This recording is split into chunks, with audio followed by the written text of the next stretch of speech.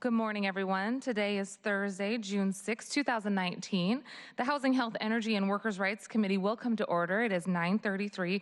I'm Teresa Mosqueda, chair of the committee, joined by my council colleague, Councilmember Bagshaw. Thank you so much for being here. And Councilmember Juarez will be joining us about midway through. We do have a packed agenda today, so we are going to roll through the items, and we will have timers for each section, though we hope we have allocated each section appropriate time.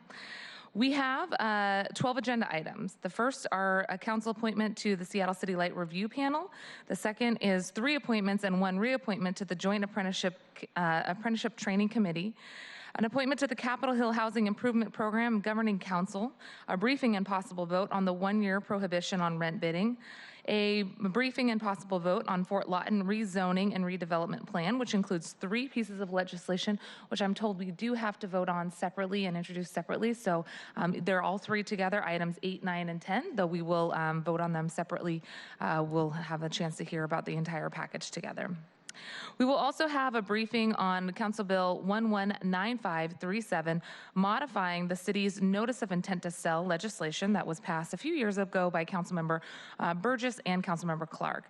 And finally, a briefing on the Housing Levy Administration and Finance Plan.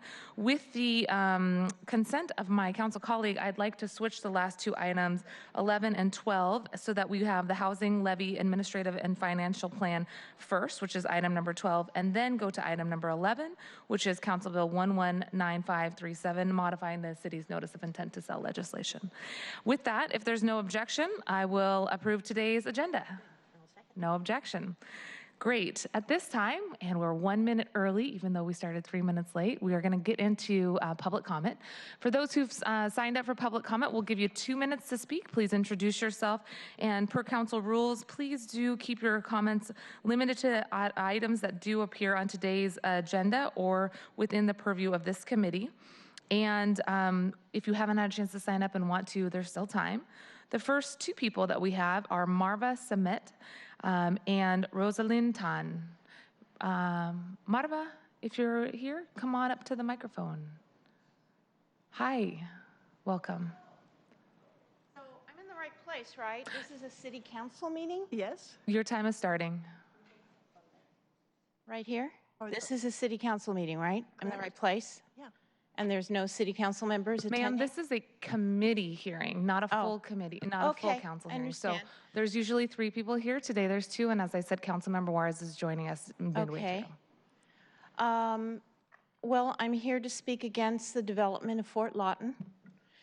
I believe that it's going to be a grave mistake for the city of Seattle.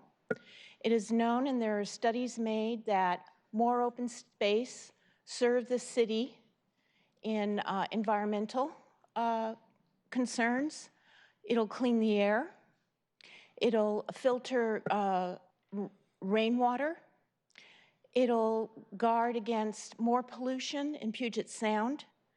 It'll guard against preventing nesting birds like the great gray heron from passing over the proposed development, where they can continue to bring their nesting materials from the existing Discovery Park to the locks where they now have a heron preserve, and also the bald eagles. There are so many reasons why the city of Seattle should purchase Fort Lawton for park. One of the major reasons is because it is contiguous to existing Discovery Park. This doesn't happen often. In fact, this will never happen again. So for all the people of Seattle, all the tourists who come to visit the very popular Discovery Park, please expand Discovery Park. Use that acreage for more trees, more trails, so that more people can enjoy the beauty of what the natural open space of Seattle has to offer. Thank you very much. The next person is Rosalind Tan, followed by James Macintosh. Welcome. Good morning. I'm here on behalf of my husband and myself. So if he was here, this is what he would say. I feel it's inappropriate to take a neighborhood with its own quiet character and drop 600 more people and their cars into a very small residential space. I hear Councilmember OBrien on NPR recently expounding the virtue of upzoning to allow for accessory dwelling units, backyard cottages, as a way to increase density without greatly impacting the character of the neighborhood. Why isn't this same philosophy being applied here? Your plan will greatly change the area, an area nowhere near places of employment, shopping, transportation for the people you hope to house here. And for myself, my comment is this. For a project that would cost almost $90 million, I haven't heard of this budget figure till only 2 months ago. So public feedback is largely, prior to that, public feedback is largely based on emotions rather than cost benefit. So if this was your money, would you decide to spend based on your emotions, $90 million? So the land may be free, but developing it is not cost effective due to the location of where it is. Trucking dirt and materials in and out of Magnolia is not cost effective. So surely there is a more cost effective location, like somewhere near like 15th. So please scratch the surface when you look at the budget. Lastly, it'll take 8 years to finish this project. So how would it help the homeless and affordable crisis that we are facing today? So I urge you to just look at the budget thoroughly and see, what are the cost benefit, what are the, I know we are so late into the game now, but there's still time. Thank you very much, and thank you for sharing your husband's testimony as well. I know it's hard to be here sometimes at 9:30 on a weekday. The last person that we have signed up to testify is James Macintosh. Yes, hi, I'm James Macintosh, and I spoke earlier at the other public hearing on my views that I think that the city should choose alternative 3, the all parks alternative. And I say this just for many reasons, but one aspect of this open space, potential open space, is that it's accessible to all. It's accessible to those that don't drive. See, I'm visually impaired, but you can get to Discovery Park area by public transportation. And many of us just don't have the opportunity to drive up to the mountains or out to wilderness to convene with the wilderness. That this is fair to everyone, that this space, once it becomes park space, it's open to everyone. It's open to all. So I testified about this earlier, and just going to add a few things, that being out on the outer fringe of the park, this area could be used for a little more active uses, such as picnicking. A heritage orchard comes to mind, just a little more active use. But there are many concerned that this whole area is kind of interrelated with the heron habitat, which is in the Kiwanis Ravine. All this area in North Magnolia is a green belt. It's cooling off the planet. It's trees. It's open space, and that's what we need in a city of soon to be 750,000 people. That's 750,000 people and more. We just need the open space. So missing out on this opportunity, it's just a once in a lifetime opportunity. Once it's gone, it's gone. And there are other places that affordable housing, and I certainly favor affordable housing and housing for those in, that need, that. Thank you, Mr. Affordable McIntosh. housing. Do you mind summarizing? The village, Magnolia Village, the Lawton area, and Lower Queen Anne all come to mind. Thank you very much. Thank you, Mr. McIntosh. Good to see you again. And if there's anybody else who would like to testify, please go ahead and make your way up. And we've put the sign-up sheet up there so you can sign in afterwards. Just say your name for the record, and we'll get you in. Sure. Welcome. My name's Phil Vogelsang. I'm president of Friends of Discovery Park. Thanks for your time. Since the early 1960s, Friends of Discovery Parks have been advocating for the beaches, the meadows, and the forests of Seattle's largest and most beloved park. At the time of its inception in 1974, large amounts of federally owned holdings remained, which fragmented the park and limited its full potential. In its original master plan, city leaders urged that all lands remaining as Fort Lawton be returned to the park. Sadly, despite the best efforts of all Discovery Park supporters, this does not appear to be the course the council will elect to take. Decisions such as this are always difficult, and we recognize the many overlapping and conflicting interests this body must adjudicate. Nonetheless, we urge you to consider one last time this decision, which cannot be reversed and will change the landscape of Discovery Park forever. The park represents many decades of hard work and advocacy by friends and many other groups. We ask that you remain committed to the ideals as first put forth by Senator Henry Jackson, Bernie Whitebear, Judge Don Voorhees, and of course, Bob Kildall. To create and protect this place that is free from the noise and the clamor of the city, to provide its citizens a place of refuge and solitude. Not only is this parcel adjacent to the park, it is also located within a few hundred feet of the riparian zone of Salmon Creek and Kiwanis Ravine, where a small band of great blue herons has been living and nesting for literally thousands of years. They too are stakeholders in this decision, and we ask that you consider their fate. Friends of Discovery Park would like to thank Teresa Mosqueda for her diligent efforts to provide a small portion of the proposed Parks Department maintenance yard for demolition and reforestation. Although only a few acres, this will potentially enlarge the very limited strip of forested land that represents their ancestral home. As decisions regarding the development of this last remaining Fort Lawton parcel proceed, we ask you to remember that playfields are not habitat, paved surfaces are not open space. We ask you commit to provide as much real habitat for these animals as we can by creating as much forested canopy as possible for both of humans that will be living and recreating here and the great blue herons that have called this place home for millennia. Thank you. Thank you very much. Really appreciate you being here, Phil, and thanks to the Friends Coalition as well. We look forward to talking about the amendments that we've worked on and the future opportunities that are presented with some of the language that's been drafted. So thank you all for being here to share your perspective, and I think later today you'll hear more about some of the possible changes that are coming to the Fort Lawton plan. Anybody else here to testify?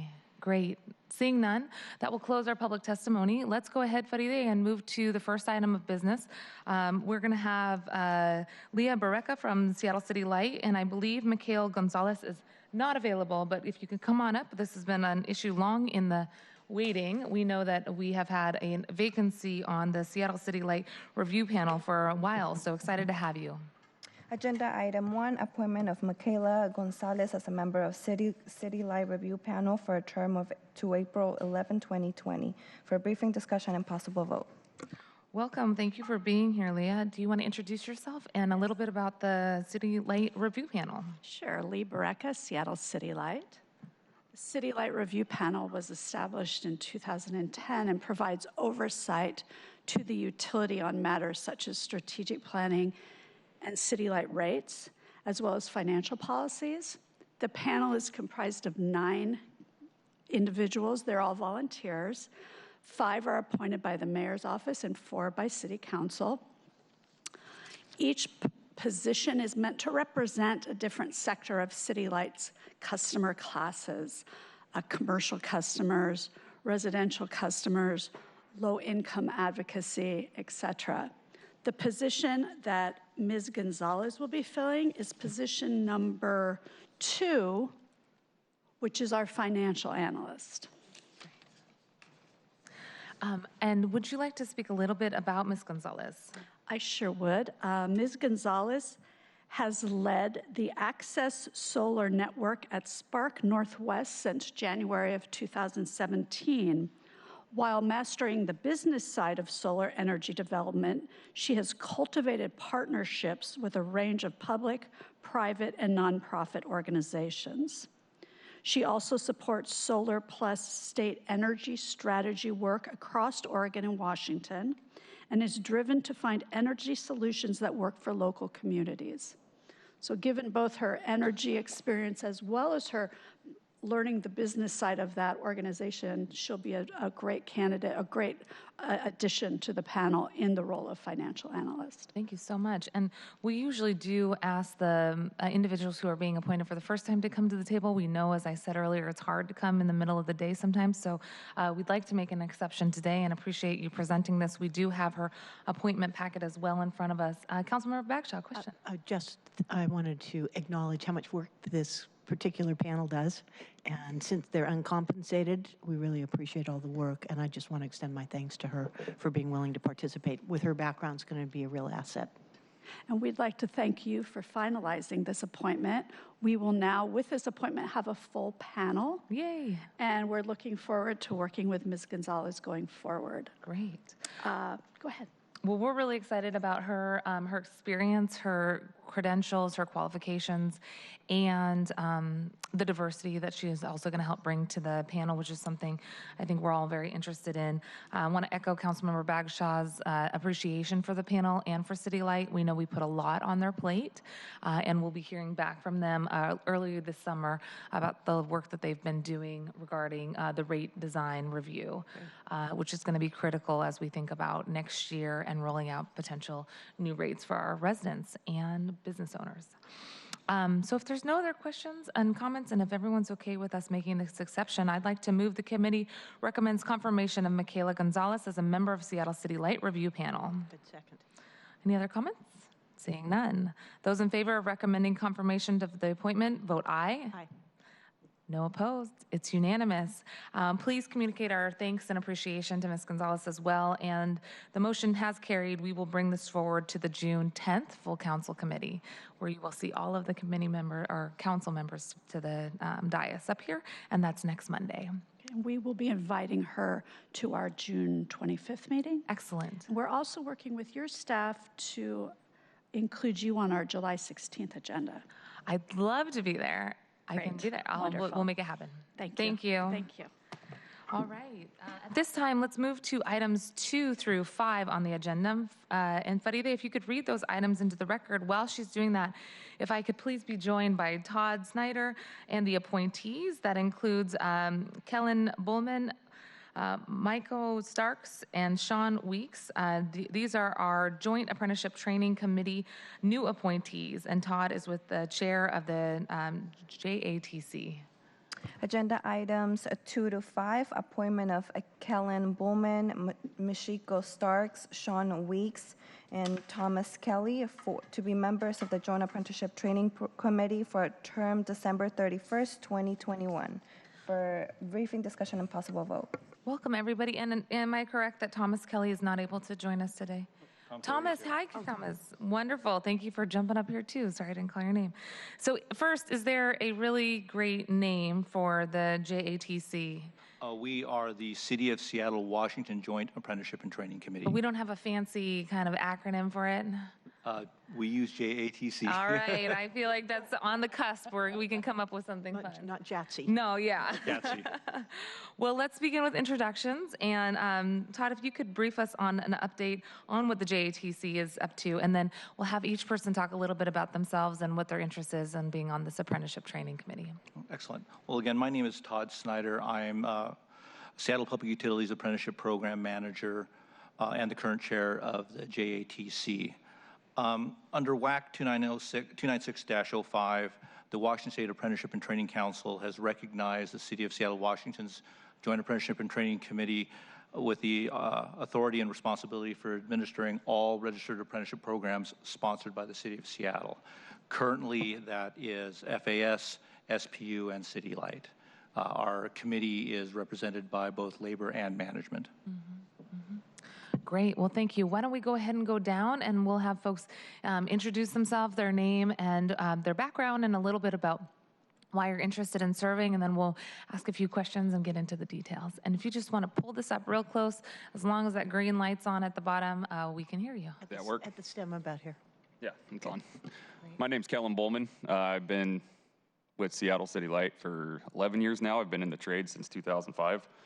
I'm currently a line crew chief for them. I also teach the second year night school for the line apprentices. I wanted to be on the JATC, kind of give back to the apprenticeship and maintain the integrity of the apprenticeship and take pride in my work and my trade. And I want to see that continue. Great. Thank you very much. My name is Sean Weeks. I work for the FAS department. Specifically now, I am the apprenticeship manager over the mechanics apprenticeship program. I've been with the City of Seattle for 12 years. I've worked as a mechanic and a senior mechanic and recently took on this new role. The reason why I would like to be on this JATC committee is so that I can use my abilities and skills to help lead the apprenticeships throughout the city and help better each and every one of them. Excellent. Thank you. Welcome. Hello, my name is Michiko Starks. I'm the manager for Seattle City Light Apprenticeship Program. I've been with Seattle City Light now just about 4 years. Prior to that, I worked as the interim trainee director and assistant trainee director for Local 46 Electrical Apprenticeship. Prior to that, I was a journey worker, electrician, and then apprentice prior to that, and a lot more that I won't mention. But the reason I want to participate and be on the JATC is, you know, to work with my peers and be involved in the decision-making process, and you know how that impacts the apprentices. So that's basically it. Excellent. Thank you. Hi, I'm Tom Kelly. I've been with the City of Seattle Fleets and Facilities for 21 years. For 20 years, I've worked with apprentices on the job. I've been on our local committee, oversees our shop for a couple different stints, but I want to be part of the JATC, is help represent the apprentices. My union asked me to join it, seeing how I work with them, and I'd like to make a difference. Excellent. Thank you. And if folks are represented by a union, do you mind sharing which union you're with? So we are 289 local machinists, I guess. Great. Thank you. Anybody else? Yeah, I'm with IBW Local 77. Great. I am a 21C, represented by 21C, but that has nothing to do with the apprentices. Sure. Okay, great. Well, we're really excited to have you all. I think that this is one of the issues that I'm really passionate about, coming from the Washington State Labor Council, AFL-CIO, prior to getting this job. We know that access to apprenticeship opportunities and access to good living wage union jobs are really one way to make sure that we maintain the middle class, we create opportunities out of generational poverty, that we can lift up workers and make sure that there's self-determination, self-direction in the careers that they want to choose. Really excited that you all want to serve on this committee. One of the things that I'm really interested in, and I think we've had a chance to talk about this last year when we were doing some appointments, one of the things I would love for you all to think about, and if you have thoughts right now, I'd love to hear. I think there's opportunities for us to both train folks in the apprenticeship program, but placement has been something that I've heard, especially from some of the folks at Seattle City Light, within IBEW, that there's not a clear pipeline into some of the jobs. Sometimes we do a good job training folks, and then we don't necessarily have all of the openings that we would want. Ways in which we may want to try to facilitate the placement or hiring is something that I'm really interested in. So going from apprenticeship to placement. Feel free to comment on that as well. If that's something that you guys are working on, scaling up, or have thoughts on, would love to hear more about that. And just wanted to make that plug as you think about all the work in front of you as well. Well, initially for your question, I think Michiko Starks would probably be the best person to explain City Light's issues. Okay. Yes, and I just want to be clear as far as when you're referencing placement. One of the things that limits the amount of people that we can bring into the program is that we have a ratio that we work under the guidelines for the state. So that is a large impact, is because there might be a limited number of pockets available, and in some cases, you know, there might be a demand that's higher than for what even we can offer as far as the workforce. So, for example, if you increase the pockets, that increases the amount of people that we can bring in, because then our journeyman to apprentice ratio, you know, we can work without exceeding that. And the reason the ratio exists is it's for the safety of the apprentice, you know, as they gradually learn more about their craft. You know, the more that they learn, the more they're able to work independently. But, you know, it takes years for them to learn their craft. In a construction environment, there's a lot of considerations for safety. And you want them to be a skilled craftsperson at the end, too. So that's why we can't have too many apprentices. We want to ensure that the ratio is maintained. That's very helpful. That's very helpful. Questions? I just want to acknowledge, and I'm very thankful that the four of you are interested in participating in this. 10 years ago, when I was first on council and learning about this particular program, we were really trying to expand opportunities and be able to reach back, whether it's into the unions now or into our high schools, local colleges as well, to make sure that they knew that this program was available. Do any of you know, Todd, maybe this is a question for you. How have we expanded our outreach? Well, each of the departments does their own outreach when they recruit a class. There's been other activities. Part of your higher office is reaching around with pre-apprenticeship programs to link different populations to registered apprenticeship. I think in some ways outreach is less the issue, though, especially when you're talking about citywide apprenticeships, where apprenticeship is in the state of Washington is hitting record numbers that we've never seen before because of the economy. And I think that's because of the hard incentives. The break on prevailed wage and apprentice utilization requirements is encouraging and gives a sense of urgency to businesses to participate in the training of the next generation's workforce.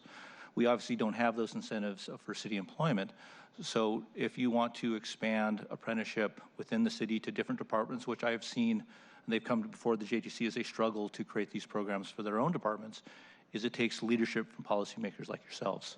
And if I think with your encouragement and you holding our city departments' feet to the fire, you will see the city itself embrace more apprenticeship opportunities.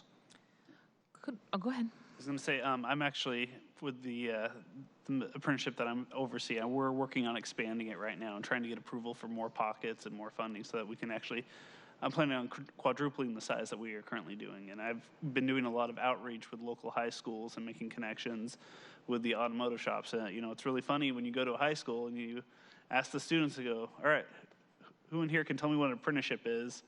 Most of them don't even have a clue what that really means. There's such a focus on getting the four-year degree and going to college, going to college, going to college. That's what they're so taught to do nowadays. And, you know, I was a kid that was on the cusp of not graduating high school, and then in turn, I went and got my bachelor's degree in teaching. So, you know, I spent a lot of my time educating the students in the high schools, and I'm working with different principals in the Seattle School District area that have trade programs in their schools. I'm a little disappointed, frankly, to hear that that is what you are running into, because for years now I've been working with the school board members, and they have changed the phraseology. Rather than being prepared for a four-year for your next steps, it's college or career. Yeah. And really hitting the fact that not everybody wants to go to college, nor do they need to go to college if they're getting the kind of training that the apprenticeships are offering. So if there's any clues you want to give us after this meeting, or anything you think that we can do to help just keep that message and the drumbeat going in Seattle Public Schools, which is our closest connection, it just strikes me that we're missing the boat if we're not getting into the high schools and really providing these alternatives. I think where a lot of it comes is outreach. And, you know, if they don't know this exists, they don't even know that it's a possibility for them. And that's one of the things that a lot of us have been trying to do with different career fairs and things that we've all been working on independently. Oh, thank you. So what are the top 2 items that are in front of the Apprenticeship Training Committee at this point? What are our friends going to be working on? Well, we've been certainly, our day-to-day responsibilities are making sure that all the apprentices are treated equitably on the job, that they're getting the proper training and the proper wage advancements. That's what we do on a day-to-day basis when we meet monthly. We've certainly been trying to encourage, as you spoke of, trying to expand registered apprenticeship opportunities within the city. Again, there's a couple of other departments that have approached us in the last 2 years, struggling to do this. I know some of our departments have struggled internally with classification issues, with pocket issues. And again, in the private sector, the urgency of the break on prevailed wage and utilization forces that through. And I think without that hard incentives, that's the struggle that we have with trying to expand those opportunities. When we're talking about expanding pockets, is there anything that you need from us? Is that budget authority? Is it, I don't know what kind of pushback that you're getting from the budget office or the executive. Is that anything you can offer? No, I don't think I have a strong enough handle on all of the pocket issues involved, but I'd be happy to help facilitate that conversation with you later. So what I would love to do, we're doing a little bit of sausage making up here in the public policy world. What I'd love to do is check back in with all of you in September. I think we'd love to work with you on sort of what the report or report out looks like, but on these issues of outreach, especially to schools, especially reaching our younger kiddos, maybe 9th and 10th grade, so that people see there's opportunities on the horizon that, I think there's a lot of pressure, especially sophomore, junior year in high school. People are asking, what are you going to do? What are you going to do? We want people to know about these good union living wage jobs in the trades, in various sectors that they might not have on their radar. Want them to know about the apprenticeship training programs that the city provides. I think we spend a lot of time thinking about and worrying about the graying of our workforce, and there's a lot of folks, I can't remember the exact statistic right now, who are going to be retiring soon, and we really want to make sure that people have the opportunity to get into those jobs, and also for our retirees that there's a stable workforce so people continue to pay into the pensions. So it's a very self-fulfilling prophecy. When we get folks into these jobs, we can continue to generate both good living wage jobs for the individuals and also generate the needed pension contributions for our past workers.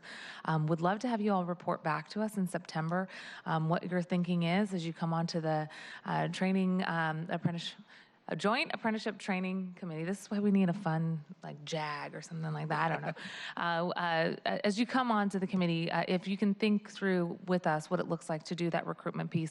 We talked a lot this last year about access to free community college, but one of the things that was included in the Seattle Promise program was access to apprenticeship training programs as well, and wanting to make sure that people knew that that was an opportunity. Many of our union apprenticeship training programs are free to the participants who are wanting to enter, but we also want them to know about all the work that you all are doing and that the cost should not be a barrier anymore if it ever was. So outreach, as you talked about, the pockets, as you talked about, and greater diversity. We'd love to hear more on those 3 topics. So maybe we can brainstorm some more so we're not doing this on the spot, but I think that that's really exciting, all of the items that you've talked about. Anything else?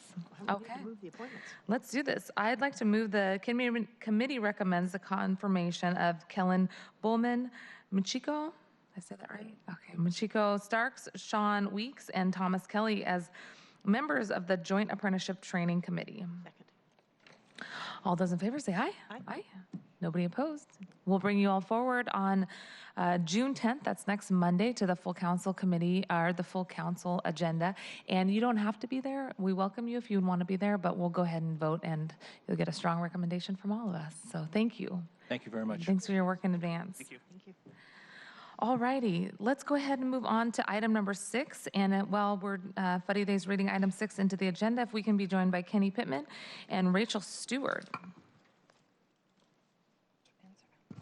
Agenda item 6, appointment of Rachel Stewart as member of the Capitol Hill Housing Improvement Program Governing Council for term of March 31st, 2020 for briefing, discussion, and possible vote. Great. Well, thank you all for being here. Why don't we just do quick introductions this way, and then we'll go back to Kenny. Oh, Kenny Pittman, Officer of Intergovernmental Relations.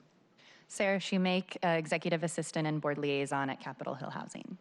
Rachel Stewart, oncoming board member, Capitol Hill Housing. Excellent. And Sarah, sorry I didn't call you up. I'm happy you're here as well. Kenny and Rachel, Kenny and Sarah, why don't you guys give us a quick overview of some of the work the Capitol Hill Housing Improvement Project has been doing, and then we will turn it over to you to tell us more about yourself. You want to do the work? Sure, yeah. Capitol Hill Housing builds vibrant and engaged communities through affordable housing and community development. We currently own or manage almost 50 buildings throughout the Seattle area, and since 1976, we have helped low to moderate income folks around Seattle. 50 buildings. How many people do you serve in those buildings? Oh, I do not know the exact number off the top of my head. I think we have a couple thousand residents. And Kenny, anything else about the work that you'd like to comment on from OIR? Oh, my work? No, just the work, yeah, the role that you've had with helping to work with Capitol Hill Housing and various appointees. Was in my position, what I do, I work with the 8 public development authorities, and so what I do is I provide the technical assistance to them, and so I have communications with Sarah and also Christopher, and whenever they have any questions, and also helping them when they're having their board appointees coming before the city council. Excellent. Well, thank you, Kenny. We'll talk a little bit more about you later because I got some words to say. We got something to say about you, but Rachel, we're very excited that you're here. Thank you so much. And we have a full packet in front of us, including your resume, which is very comprehensive, and really excited that you are interested in this position. Can you tell us a little bit more about you and why you're interested in serving on this committee? Sure. I've benefited from the community assets in Seattle since I was a young woman, so it's wonderful to be able to come back and serve in a volunteer capacity at Capitol Hill Housing. I also work at Seattle Housing Authority. And prior to that at Seattle University, and in every capacity always wanting to be able to bring resources forward in such a way that it really ensures that people have access to the resources in our community to be able to meet the goals that they have for themselves and their families. Always looking for different ways to remove barriers that might impede that progress towards goals, and to be really creative about how we do that. So my interest at Capitol Hill Housing is to kind of carry forward a conversation I had with Chris Persons, the executive director, some years ago about Capitol Hill Housing finding a way to be a leader in equitable community development across our country. So being really brave and courageous and thinking about how we prevent displacement, how we develop housing that serves the people who have lived in communities historically, as well as finding ways to get along with people who are coming newly to our community, and ensuring that we all kind of rise together. And that work, oh boy, that was our campaign. That is. Boy, I tell you what, rising together is a theme that we have for the year. But really ensuring that for folks who live in Seattle, that we do rise together as we're learning together and living together. So excited to bring my leadership. oh, nice. Can I just ask a follow-up on that? I mean, you are absolutely singing our song, no question about it, when you're talking about creative ways of adding more housing and being inclusive. Tell me some of your creative ways that you are thinking about that we have not yet thought about or have not engaged in. Well, I think that we are beginning to do that work. I think the example of the Liberty Bank building development is a really good and recent one. The work that Capitol Hill Housing did with the Black Community Impact Alliance, with Africatown, with Bird Bar Place are examples, and with Catholic Community Housing are examples of being able to utilize the assets, the collective genius that exists in our communities to think about what development looks like in this transition time that the city of Seattle is in. And that really required us having difficult conversations with one another over and over and over again, and not expecting one conversation to resolve all of the years of us missing one another, and doing the work that it takes to rebuild trust and recognize that that is going to also take time, because we have to learn how to be different. I love that. Mm-hmm. So I have so many meetings that I now want you in, now that I've met you, because much of that is we're going to talk about later in the agenda, in terms of how we bring in that, what did you say, collective genius, and how we improve public policy, which is part of what we'll be discussing in the Administration and Finance Plan later today, and how we really not just build units, but build community.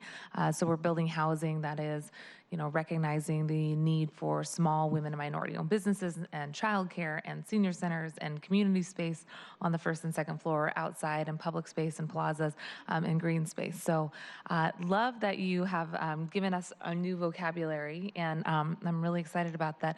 Do you want to talk about any of the big challenges that you're looking forward to helping to address on the... Let me count the ways. Yeah. Right. Swoon. Well, I think some of the big challenges are recognizing that we have history that tells us that we shouldn't always trust one another, right? And we can't ignore that. I think part of our challenge is doing the really hard work with folks like you all to change what the rules are for us to be able to have housing and community that recognizes the diversity that's in our community, and that diversity is also historic diversity, right? It's not just a superficial diversity of what we look like. So I think part of it is finding ways for us to ensure that people are also building their assets and their wealth for their families where those opportunities have been taken from us in the past. So a lot of the development that's happening in the city is rental development. And I understand that that pencils out best. And at the same time, it does not necessarily help communities that have not had access to resources to actually be able to accumulate wealth. And that goes for our small business owners as well. So when we're looking at spaces for them to lease, those are still leases. And oftentimes it creates significant debt that those retailers have to absorb and find ways to pay out. And they are not able to accumulate wealth and asset for their families in the ways that we like to imagine that they will. And the same is true for young families who are renting. We want to be able to find ways for people to have equity and to take it with them and pass it down. For communities of color, that has been a challenge generation over generation over generation, and that was intentional. Mm-hmm. And so if we're going to change that, we have to be very intentional, courageous, brave, creative in doing so, and we have to start right now. Absolutely. Is Michelle Hepburn somebody you've worked with? No. Oh, she was part of Liberty Bank, and I didn't work with her closely. We were, I think, in the same orbit. Mm-hmm. You know, I don't want to belabor this because you've got so much else to do. Sound Transit has a lot of little parcels of property, particularly along Rainier Beach and on Martin Luther King Way. And my understanding is that they're considered too small to really develop. But I'm wondering if you're looking at something new, some ideas, whether or not we could consider whether there was space maybe for, you know, a few small businesses on the lower floors like we have been talking about that could be, you know, 400 square feet, not 4,000 square feet, and with some spaces on top. It strikes me that maybe there's some prototype opportunities here that we've overlooked, and I'd love to see if it's something we could do. Wonderful. Thank you. So, and say hello to all of our friends at Seattle Housing. Mm-hmm. We appreciate them. I'll do that. Very good.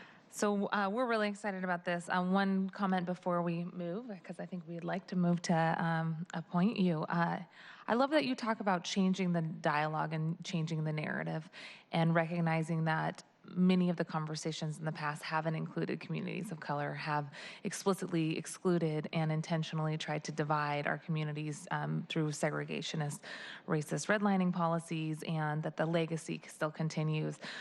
Given that housing was a relatively new topic to me about 2 years ago as I started to enter more and more into the world, I realized that in the housing world, we use alphabet soup to the nth degree. Mm-hmm. HALA, MHA, IZ, FAR, AMI, you know, we could keep going on. And when we use words and we don't create an inclusive dialogue, I think to many folks where transit planning and I should say transportation planning specific to highway creation and housing policies in the past, where they've been harmful to communities of color in the past, when we don't use dialogue that's inclusive and bring people to the table to talk about how this can correct historic wrongs, then I think the first thing that people think is, this is going to harm my community. And it will if we don't have folks who are directly affected at the table. So just love that you're talking about breaking down that dialogue and creating a more inclusive conversation specifically around housing, because I think it is one of those areas where now we are trying to change that corner, correct those wrongs, and we have to create a table and a narrative that is inclusive as well. So thank you. And I'd just like to say, Rachel and Sarah both, that if you're running into something and you don't feel that the community is coming together in a way that you're feeling comfortable with, both of us would really welcome a call to our office and talk about it. Don't assume we know, because oftentimes we don't. But if you will actually reach out and tell us what the issues are or what you're seeing or concerned about, then we can get engaged as well. So please know that at least this committee in particular is very interested in doing that with you. Thank you. Yeah, thank you very much. I just wanted to finish by saying that Rachel has actually served on one of our committees as a non-board member for almost 3 years now. And as you can see, she is intelligent and thoughtful and has already been really engaged and a wonderful addition. And we're just really excited and honored to have her officially join our board. Great. We're very excited too. So let's do this officially. I'd like to move the committee recommend the confirmation of Rachel Stewart as a member of the Capitol Hill Housing Improvement Project. Second. All in favor, say aye. Aye. Aye. None opposed. We'll bring your nomination forward to the full council on June 10th and recommend the passage of your appointment as well. You do not have to be there. We welcome you to be there, but we know everybody has busy schedules. So thank you for being here today. I'm very excited to have you. Thank you. Good. Congratulations. Thanks. Thank you both. Kenny, we know we're going to see you up here in a few minutes, so don't forget, I got some words for you. Yeah, well, she's got words for you. Faride, thank you so much. If you could read into the record item number 7. And as she is doing that, if we could be please joined by Asha. Asha, you're going to have to teach me. I'm sorry. From central staff at the table. Thank you for joining us, Asha. And go ahead, Faride. Agenda item 7, Council Bill 119507, an ordinance relating to fair housing, establishing a 1-year prohibition on use of rental housing bidding platforms. For a briefing, discussion, and possible vote.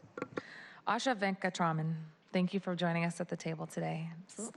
Really excited to have you. And if you could give us a quick overview in a quick second here of Council Bill 119507. Just as a reminder for folks, this is really exciting for me. This is one of the issues that we worked on last year. In March, we created a 1-year prohibition on the use of the rent bidding technologies in order to provide time to determine whether these platforms, these online platforms, sort of like eBay for rental units, are in violation of our fair housing laws, and to analyze how they may impact our housing costs or cause inequities in access to housing or other potential disproportionate impacts in our community. And over the last year, the Office of Housing, in coordination with the Office of Civil Rights and the Department of Construction Inspections, has been working to study and understand how this new technology impacts our commitment to equitable access to housing and what long-term regulations may be necessary. You know, I feel like we're constantly responding to the newest technology, and this was one that got put on our radar, especially by the students at the University of Washington. So kudos to them for engaging in public policy making, and appreciate them reaching out. Given the pace at which the new technologies are emerging and becoming ingrained into our system, we wanted to slow down just a little bit and take a look at this technology to see if it had implications on our rental housing market, and to be able to make informed decisions about how the city could respond to protecting our population and uphold our fair housing laws. So the report is still in the process of being completed, and we anticipate our friends at the Office of Housing will be able to submit the report in July of this year. Until we have the report, we wanted to make sure that we had time to decide what to do with the information and make sure that we had our protections in place as a city. So the prohibition of the rent bidding technologies did expire at the end of April. That's why we're back here talking about this ordinance, which Asha will talk to us about, and the possibility of another 6-month extension. Thanks, Asha, for being here. Sure. Thank you for your memo. Absolutely. I think you covered most of it. At this point, this prohibition, if it is voted on by council, would go into effect for another year rather than 6 months. Oh, I'm so sorry. Just to provide time for council to review the report and then to decide if and how to regulate these platforms moving forward. Because of the timing of this, the original prohibition expired at the end of April, as you mentioned. And if this does move forward, the new prohibition would go into effect probably about mid-July. And so that leaves a 2.5-month gap approximately of these of landlords and potential tenants being able to use rent bidding platforms. But we haven't heard anything in that interim time to note that use has really been, has spiked since the last prohibition ended, so. Do we know how other cities are addressing this? Has San Francisco in particular put a similar moratorium on this platform? Do you know? I'm not sure if anywhere else has done a prohibition on these. I know that there have been concerns coming from various cities, so that there have been news reports about the concerns that various cities have about how these platforms may impact equity in housing prices. Just wondering whether, are people learning from us? Are we learning from other cities? Are we sharing information? My instinct is that people are learning from us. Some of the studies that had come up when the UW students first brought this to council's attention were studies that had happened overseas for the most part, and so I don't think there are a lot of studies that have happened within the United States or in this region about how rent bidding has affected housing prices or equity. And I will also note that there's been a number of cities that have reached out to our office interested in this ordinance, specifically because they have seen an impact on the market. I also think that we got additional attention. I don't know if you want to talk a little bit more about it. It's covered in the memo, but shortly after the passage of our original ordinance, we did hear that there was individuals who felt that this was an interference with their freedom of speech. On March 15th of this year, 2019, the U.S. District for the Western District of Washington ruled in favor of us, the city of Seattle, and this is, I think, something that is going to continue to get attention from other cities, and I think especially because of that, we got to make sure that we get the policy right. So appreciate the clarification. This will be for another year. We will hear back from the Office of Housing, which gives us ample time to consider public policies. I just, the last thing I would add is that the plaintiffs in this did file an appeal, and so depending on when the results of that litigation are completed, it may or may not affect the timing of this prohibition. But until that goes through its judicial process, we just won't know. Okay. One thing, and I don't expect you to know the answer here today, but I'd love it if you would follow up, is also we continue to hear about the first-in-time rental policies, and I've heard from some students as well saying, it's really, that's not fair either, and I know that there was unintended consequences. We were trying to do the right thing to make sure that nobody was intentionally excluded. What I'm hearing people say is, well, if you're sitting in front of your computer, and you've got the time to do that, and you can push that button and get your name on, well, then you've got a leg up. Those of us that are in classes or people who have jobs away from computers feel that they're disadvantaged by that policy. So as you're moving forward with this, I'd also just like us to keep an eye on that other. Absolutely, and that bill is currently also in litigation on appeal, and so I believe oral argument was this month, and so we should find out what that looks like at the earliest, I think, in next January. All right. Any other comments? Okay, thank you so much for doing this. I just want to reiterate for the viewing public, we did have ample conversations. I believe it was at least 2, perhaps 3 public hearings on this last time, with the students from the University of Washington providing a comprehensive presentation, data set that they pulled together. Appreciate that, and work from central staff. Appreciate that last year as well.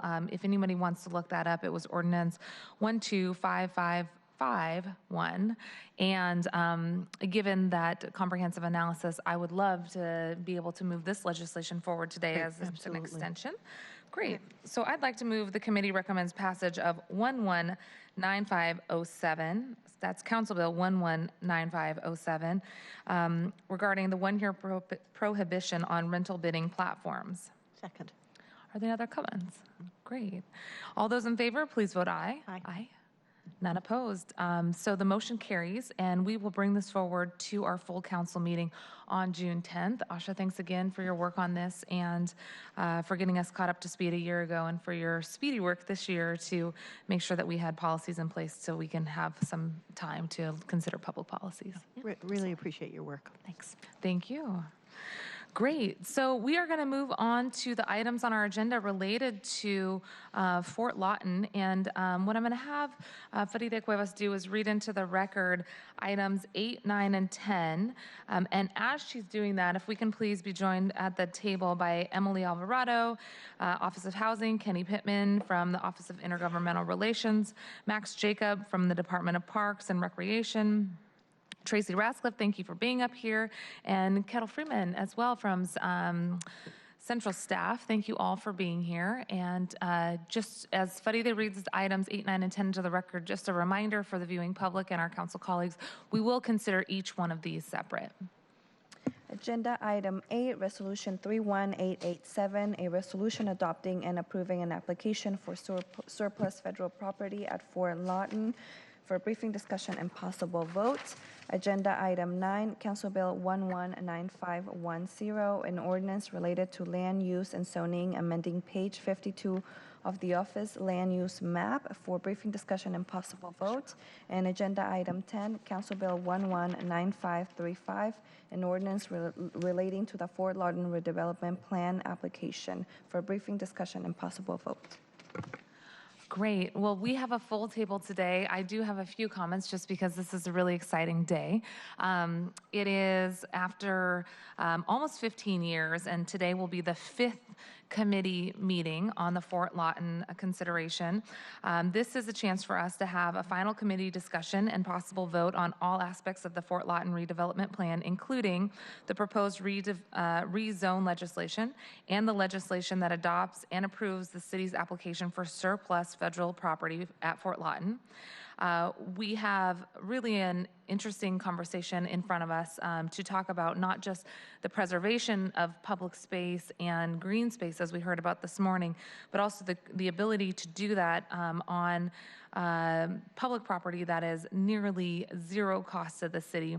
As we preserve about 60% of this land for open public spaces and green spaces for play and enjoyment, we're also creating a variety of homes that will be very much needed to our region, including homes for seniors and veterans who were previously experiencing homelessness, affordable rental homes for families and individuals, affordable home ownership opportunities, which we just heard the folks from Capitol Hill Housing talk about the importance of creating opportunities, especially for our lowest income buyers and folks who've been priced out before. And again, want to reiterate that over 60% of this site will be used for parks and open spaces. One of the biggest challenges about adding new affordable housing throughout our city is that many times we hear from nonprofit developers that it is cost prohibitive to acquire land in the city and that it's very expensive to build in this competitive market. With the opportunity that presents itself at Fort Lawton, we have a unique chance to gain ownership over a significant portion of the property from the federal government at no cost if it is used to build affordable housing. So I think that's an important caveat. If the public property is used to build affordable housing, then it is at no cost to the city. And we know that we're in a housing crisis, and this is desperately needed housing as well as public space that we talked about. As we create new affordable housing units, many individuals will get the chance to enjoy our public spaces, parks, and open space as if it were their backyard. And so we want to also preserve opportunities for public space just as much as we want to do a expedited process to create affordable housing. Just a few notes about the process so far. I don't need to tell all of you because many of you have been involved in this intimately, but I want to make sure that folks know for the public record. On May 1st, we held a special evening public hearing to listen to the public on all aspects of the plan, including the proposed rezone legislation, the legislation that adopts and approves the city's application for surplus federal property at Fort Lawton. We heard a number of individuals from neighbors, advocates, community members on both the need for housing and public space, and I want to thank everyone who came in and weighed in. The public hearing on May 21st followed an extensive public engagement process over many years, including just over the last year and a half since I've been here, an evening public hearing at the Magnolia neighborhood on the draft environmental impact statement. That was in January of 2018. That was only 2 months after I got appointed or elected. So that was an exciting public hearing to join. And then again, we had an evening public hearing in Magnolia on the draft redevelopment plan, the 2019 update, in March of 2019, and the multiple Housing, Health, Energy, and Workers' Rights Committee meetings in April and May. There was 4 of those. So we have heard several presentations, discussions in committee on this legislation, again, April 16th, May 2nd, May 16th, and the public hearing on May 21st. Today we'll make it the 5th public hearing in case anybody wants to see any of those records. They are online. Very briefly, there's a few items that I know are a priority for this council, especially for Councilmember Bagshaw and myself. itself. One is we want to be receptive to many of the comments and ideas that we've heard. Some of the things that we've heard were the desire, as we've heard this morning, for more space for our wildlife and habitat. One of the asks that we've had is to make sure that we're looking at not just the parking needs of Parks and Recreation, though we want to make sure you all have those needs met, but that to the extent that we have surplus surface parking lot, we don't want to preserve that concrete. We want to create new space for wildlife, especially for blue heron, and appreciate you working with us at the Parks and Recreation to reduce the Parks and Recreation Department's maintenance facility, reduce the size of the parking lot to make sure that there's more green space for the habitat.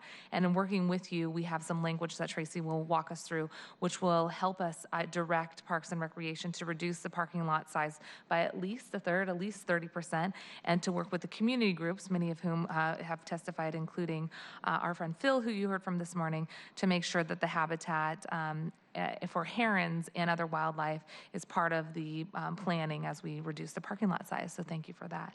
We've also heard that there's a desire for more homes on site. That was something that came up in the evening meeting, and I think both Councilmember O'Brien and Sawant, who were there, and I expressed interest in that. We all know that we need more housing. We want to be clear that on this site, given the constraints of the environmental impact study, we have really looked at the maximum amount of housing that we can create, also recognizing that it's not just the units, it's the quality of those units. Wanting to create family-size units is critical. And we confirmed at our presentation on May 21st that we are indeed maximizing the number of homes allowable under the EIS for this legislation. So yes, we hear that call, and we will continue to push for additional housing in other places throughout the city. Third, we heard the desire for more buses and school capacity. This is something I know both of us are very interested in as public transit riders. The ability to increase the frequency at which those buses stop in the area is something that our friends at SDOT and I would say Metro have heard via that conversation. And we also heard from schools, Seattle Public Schools, that there is a process for adding this additional capacity, and they will be working with us to assess those needs as the project moves forward. So today is not the end of those conversations, and the issues still resonate, and we'll be working with those partners. And finally, what we heard was there is a need to move forward. We should not delay any further. This has been happening, these conversations have been happening for nearly 15 years, and many of the community partners, advocates, and I would say all of you, staff involved here, have been working on this proposal, many of you since the very beginning. So I want to say thank you to the friends who've come and testified. No matter your position on this issue, we've tried to incorporate many of these ideas. I want to say thank you especially to Tracy Ratscliffe of Central Staff, who's been here since the beginning. And thank you for your ongoing work to provide us with analysis. I also want to say a special thank you to Kenny Pittman. We understand that you will be retiring very soon, i.e. this week. Is that correct? My official retirement date is August 6th, okay. But my last day in the office is June 11th. Okay. But the arrangement is I'm available to come back. Well, we do hope that you retire and get some R&R, and that this will be a great way to celebrate your tenure at the city. Going to Detroit. Oh, good. Well, I'll see you there. I'm being there in July. But do let us know, as you all have been working on this for a very long time, as you do your presentations today, let us know how long you've been involved so that folks in the community really have a chance to understand the length and the depth in which you've engaged in this project. Huge thank you, no matter how many years you've been here, but especially to our friends who've been working on this for a very long time. Really appreciate all of you. So with that, I'd love to hear more from our friends at the city. Tracy, did you want to kick us off? Well, do you want to do introductions first and then? Sure, let's do that. Great. Tracy Ratscliffe, Council Central Staff. Kenny Pittman, Office of Intergovernmental Relations. Emily Alvarado, Office of Housing. Max Jacobs, Parks Department. Keto Freeman, Council Central Staff. So council members, we actually don't have a formal presentation to do today. We are ready to vote. If you are all ready to vote, I have not heard any comments or questions from other council members, your colleagues. So we are actually ready to walk you through each piece of the legislation that is in front of you. There's three. Only one has an amendment. It is the amendment that you had mentioned regarding the parks and maintenance facility. So if you'd like, we can go ahead and begin to walk through the legislation. So let me say thanks in advance, but a couple of questions came up from earlier in public comment, and I know we've heard from many people over the years, but I'm wondering if just collectively you could answer the questions. First of all, is Discovery Park preserved? Are we eating into the realm of Discovery Park in this project? Secondly, if we did not go through this, go forward with this, what does the federal government do? Because one of the issues that we've all talked about is, and especially for the last 15 years, that the federal government has said this property is to be used for affordable housing, or housing in particular, and that if we didn't do it, what's the fallback? And I'd love to make sure that that's real clear on the record.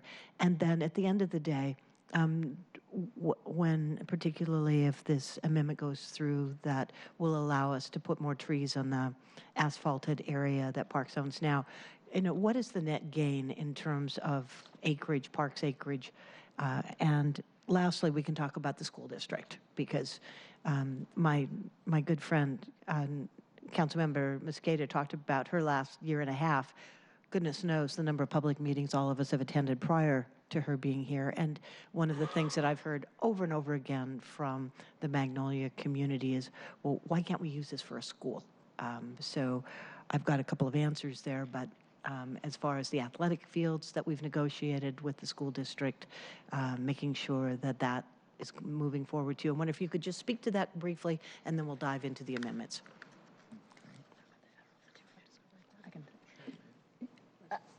Why don't we have Kenny, why don't you talk first about our lease with the federal government and your discussions, because Kenny has really been our point person in discussions with the federal government about this property. As you're aware, that this property became available to us in 2005. And since that time, the federal government has basically been wanting us to move forward with it. I would say about 3 or 4 years ago, they expressed a real frustration about nothing happening with it. And at that time, they were looking at basically getting an adverse determination, which would then allow them to take the property, make it available to the public to be sold under their General Services Administration process. We entered into the lease with them so that we can continue to preserve our rights, and so that we can continue to do what you have before you right now with affordable housing, open space at the site, and Parks Department facility there. So if we had not moved and they had issued that adverse determination, we would have lost an opportunity to develop this site. And I think we saw some of the preliminary plans that were out there looking, and they weren't affordable housing, and they were a lot more housing in areas that might not have been as sensitive as what we are developing here, as far as preserving. Yes, some of the original plans that were done in 2005, 2007, it was more of a mixed income community. So you had approximately the similar amount of total units, but you did not have the number of affordable units that you have now. So one of the biggest changes that you have with the plan is that it's more focused on affordable units versus basically market rate housing. Thank you. I think the other piece of that is that in the event that the federal government sold the land on the market, while we can't with certainty predict what the market would do with that, it's possible that they would be developed under existing zoning as single-family homes on 7,200 square foot lots. Yes. So part of the access as the local redevelopment authority is that we get to produce a plan that delivers this site for multiple public benefits, including new park spaces. And in our lease agreement that we entered into, which expires in December of 2021, we actually have some performance measures that we have to hit, one of which is that by January 1 of 2020, we will have had to apply through this legislation for the property and to begin the process of actually negotiating conveyance of that property. So if we don't meet some of these requirements, the federal government could in fact still decide to move forward and to sell the property on the open market. So we have a timeline here by which we have to, if we want to preserve it for the purposes that the plan articulates. And if I may, I'll circle back to the first question, Councilmember Bagshaw. we're adding to the park. We're not cutting into it. We're adding approximately 13 acres of recreation land. So this is a great win for the community in addition to the needed housing facilities. Very good. Thank you. I wanted specifically to be able to address the questions that came up today and just have it all on the record in one place.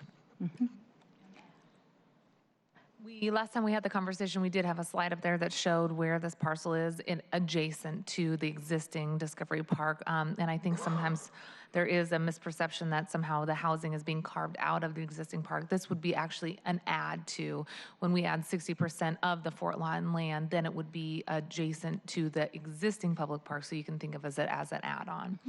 Okay, great. I'm seeing nods. I think the last question from Councilmember Bagshaw was about the schools. So, you know, we, as I mentioned to this committee previously, we heard a lot of community advocacy to identify a portion of the site that could accommodate schools. We've worked closely with Seattle Public Schools. What they have said to us is that they have an educational need for open space. They have an educational need for athletic fields.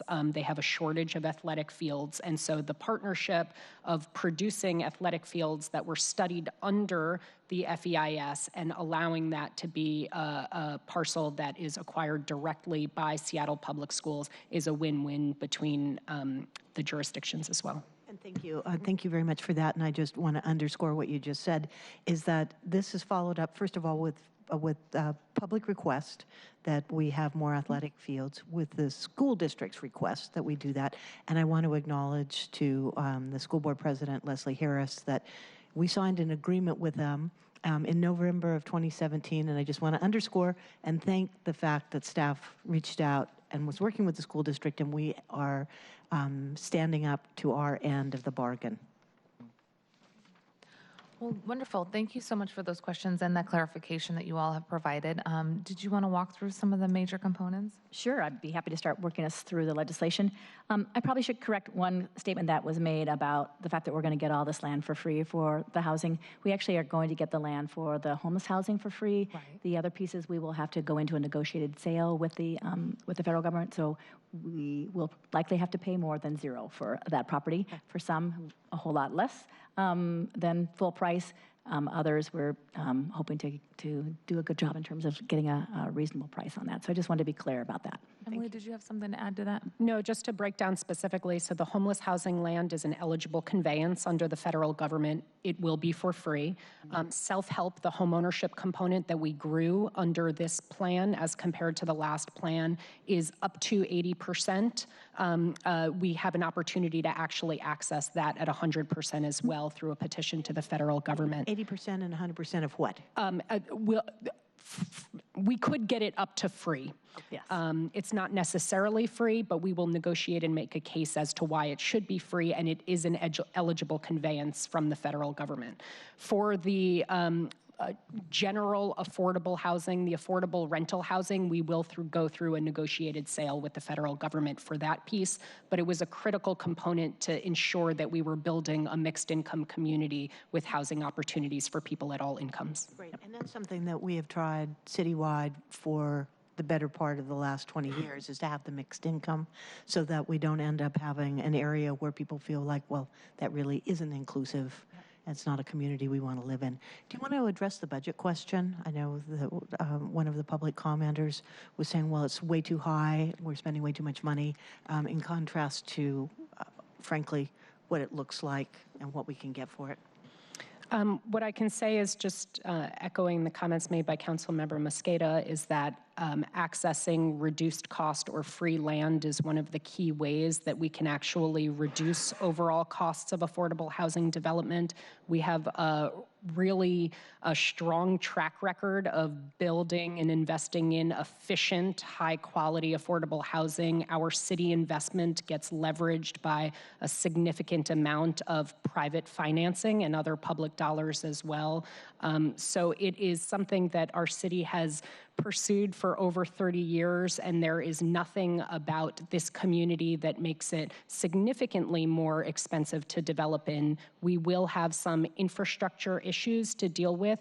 That's something that we deal with in our investments across the city, and we look forward to not only looking at cost, but remembering that this is really a fair housing issue and that cost can't be our only driver for determining where we invest in affordable housing. We have a federal obligation to affirmatively further fair housing by providing housing opportunities in communities that have previously been closed off to low-income people and communities of color. And so part of our equity consideration is balancing cost in some instances with broader public policy and legal goals. Good, thank you. That's your usual very succinct statement. I appreciate that. And the last thing I want to add to this is I have received many calls from constituents in Magnolia that say, why do you have to put that here? Why can't you move it somewhere else? And I want to say that as recently as yesterday, I received a call and said, this isn't an either or, it's an and. We have to use every possible place in our city to allow us to build this kind of housing, to make it a place where people can go that has the vitality of parks, access to transportation. And in that corridor, there's going to be, I hope, many, many opportunities for us to be able to build more affordable housing, especially as light rail's coming through. So I just want to acknowledge that we've heard, we're really trying to balance, but the fact of the matter is there are lots of places and we need a lot more housing, thousands and thousands of units to address the people that are already here, let alone people that want to come. And as I've said to people, these aren't bad people who are coming, they're our kids, they're our grandkids that want to come back and live. They're our grandparents. And our grandparents, yeah. right. Great. Okay, let's walk through, and I'm excited to hear. Ready?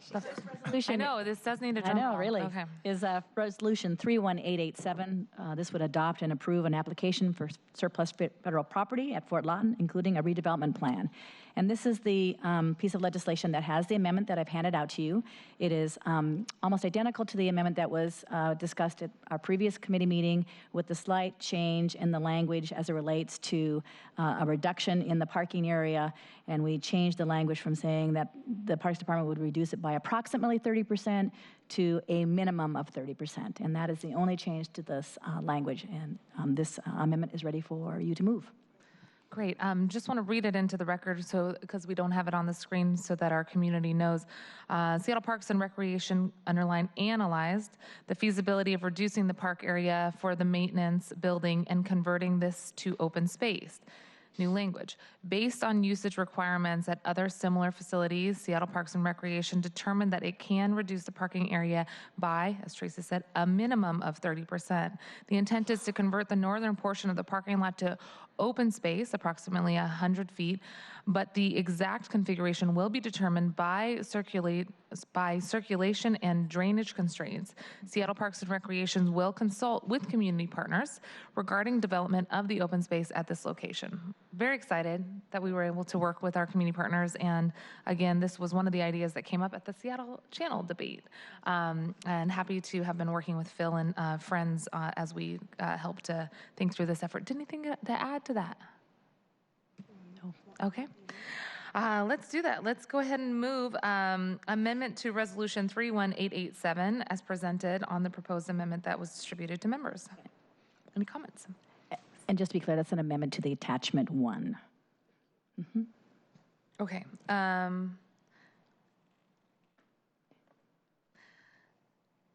All those in favor say aye. Aye. And nobody opposed. So it has been amended. Okay. Would you like to have us move this section forward? Now you want to move the substitute attachment 1. Okay. I move to further amend attachment 1 of Resolution 31887 by substituting version 3 for version 2. No other comments? All those in favor say aye. Aye. Nobody's opposed. Now I'd like to, unless you have other comments that you'd like to share with us, I'd like to go ahead and move final committee vote on Resolution 31887 as amended. All those in favor? Aye. Nobody opposed. Excellent. The motion has carried. The committee recommends passage and adoption of Resolution 31887 as amended, and this will be sent to our full council on June 10th for the City Council's final consideration. Great. We should move on to Council Bill 119510, which is item number 9 on our agenda. All right. So hi, welcome. The committee is familiar with this bill. This bill would rezone approximately a third of the redevelopment plan area from single-family 7200 to low-rise to M1. That would facilitate redevelopment of a portion of that area to multifamily housing. Low-rise 2 is a zone that accommodates a variety of different multifamily housing types, including walk-up apartments and ground-related housing like townhouses. So that's pretty much what it does. It's a pretty basic bill. Just by way of reminder, Council took action on the underlying policy here several years ago. There is in the comprehensive plan a document called the Future Land Use Map, and that's essentially the policy map that the zoning map is based on. That policy map shows multifamily zoning in this area currently. Great. Are there any other questions about this? Okay, we've done the briefing on all three of these items together repeatedly. If there's no other questions, thank you very much, Kettle. I'd like to move the committee recommends passage of Council Bill 119510 related to the land use and zoning, amending pages 52 of the official land use map to rezone property at the Fort Lawton Army Reserve Center. Are there any other comments? Seeing none. All of those in favor of passage of Council Bill 119510, vote aye. Any opposed? Vote no. Nobody opposed. The motion passes unanimously. The motion carries, and the full committee will recommend passage of this at our full council meeting on June 10th with this committee's recommendation.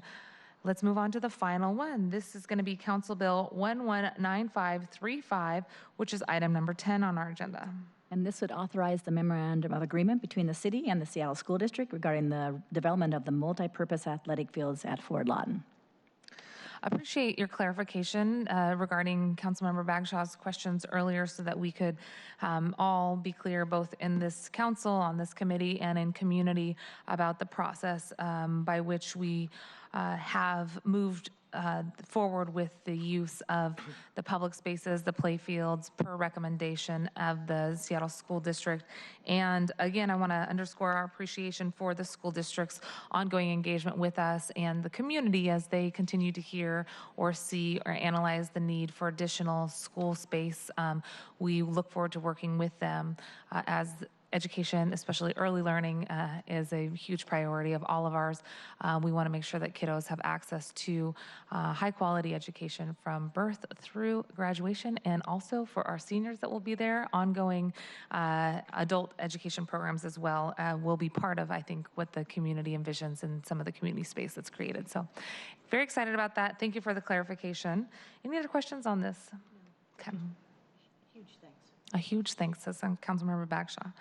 I'd like to move the committee recommend passage of Council Bill 119535 relating to the Fort Lawton Redevelopment Plan Application, authorizing a memorandum of agreement setting forth the terms of collaboration between the City of Seattle and the Seattle School District Number 1 and the redevelopment of the former Fort Lawton Army Reserve Center. Any other comments? No. All of those in favor of passage of Council Bill 119535, vote aye. Aye. Vote anybody opposed? Nobody's opposed. This motion carries unanimously, and the committee will recommend passage at the full council meeting on June 10th. That concludes our Fort Lawton section of the agenda today, and I already said thank you to your incredible tenure, Kenny Pittman. Thank you for being here with us and seeing this through this council. Tracy, thanks for being there from the beginning. Kettle, thank you for your central staff work on this. And for how long? New great. Years. How long have you been working on this? I'm pretty new too, only 3 years. So only 3 years. Nearly 15. Nearly 15. Emily, thanks to you and your entire team at the Office of Housing. I've been there with you late nights in the community meetings. Appreciate all of the engagement that you've done on this issue, the analysis and the tenacity to keep responding to the newest iteration of requests and changes and engagement with our federal partners as well. I think this is a great opportunity for us to show what it looks like to put public space to the best public use. Kenny, any parting words on your behalf? Oh, I want to say I really appreciated working on this project. I've been on it for a little over 12 years, but also I want to say that there are a lot of people who are not sitting at this table that got it to this point, and I want to express my appreciation to them and my appreciation of working with Tracy. We go back to our days on Olympia. And, not on this issue. Not on this issue. But I just want to say thank you, and I'm looking forward to this actually happening. Thank you. I also want to acknowledge the city attorney's office that's here. Yes. And they have provided us with excellent advice, litigation support over the years, and I'm glad we've gotten it to this point. And I see Director Walker from the Office of Housing in the audience. Thank you directly. Thank you to you for your leadership at the Office of Housing and for the incredible team. Very excited to be working with all of you. So we will see many of you, I believe, in full council chambers on June 10th. That's just Monday coming up. Again, there's 3 pieces of legislation that we will be advancing for the full council's consideration. And congratulations on all your work. I want to thank one more person, and that would be Erin House, who has stepped in to work with us to get this over the final passage. Appreciate all of her work on behalf of our office and the council as a whole. So thank you all. Thank really you. appreciate it. Thank you. I would applaud, but you know, we got to keep moving. So let's go ahead, and as we said earlier, we're going to move to item 12 first, and then we will come back to item 11. Faride, if you could please read into the record item 12.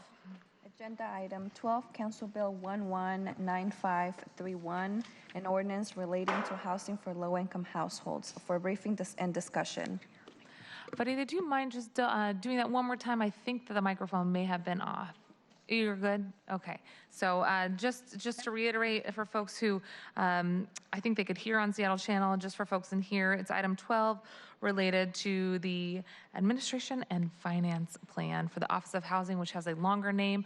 I'm just going to refer to this as our guiding document, our moral compass for the Office of Housing's funding. I'm going to do that again. Ask Faride to turn off the red blinker. Thank you. Yes, we're going to go ahead and add some time. How much time are we giving this item, Faride? We're going to give this item 30 minutes. As a reminder to folks, we've extended this committee meeting until 12 today because we have 2 more meaty topics to cover. Councilmember Bagshaw, thank you so much for, thanks for being here, Councilmember Bagshaw. And Councilmember Herbold, thank you for joining us. Appreciate your engagement on this. And as folks know, Councilmember Herbold is an alternate to this committee, and we're excited to have you here today. So the 12th item on the agenda, Emily and Tracy, do you want to introduce yourself real quick? And then we do have a pretty lengthy walkthrough of some of the items here.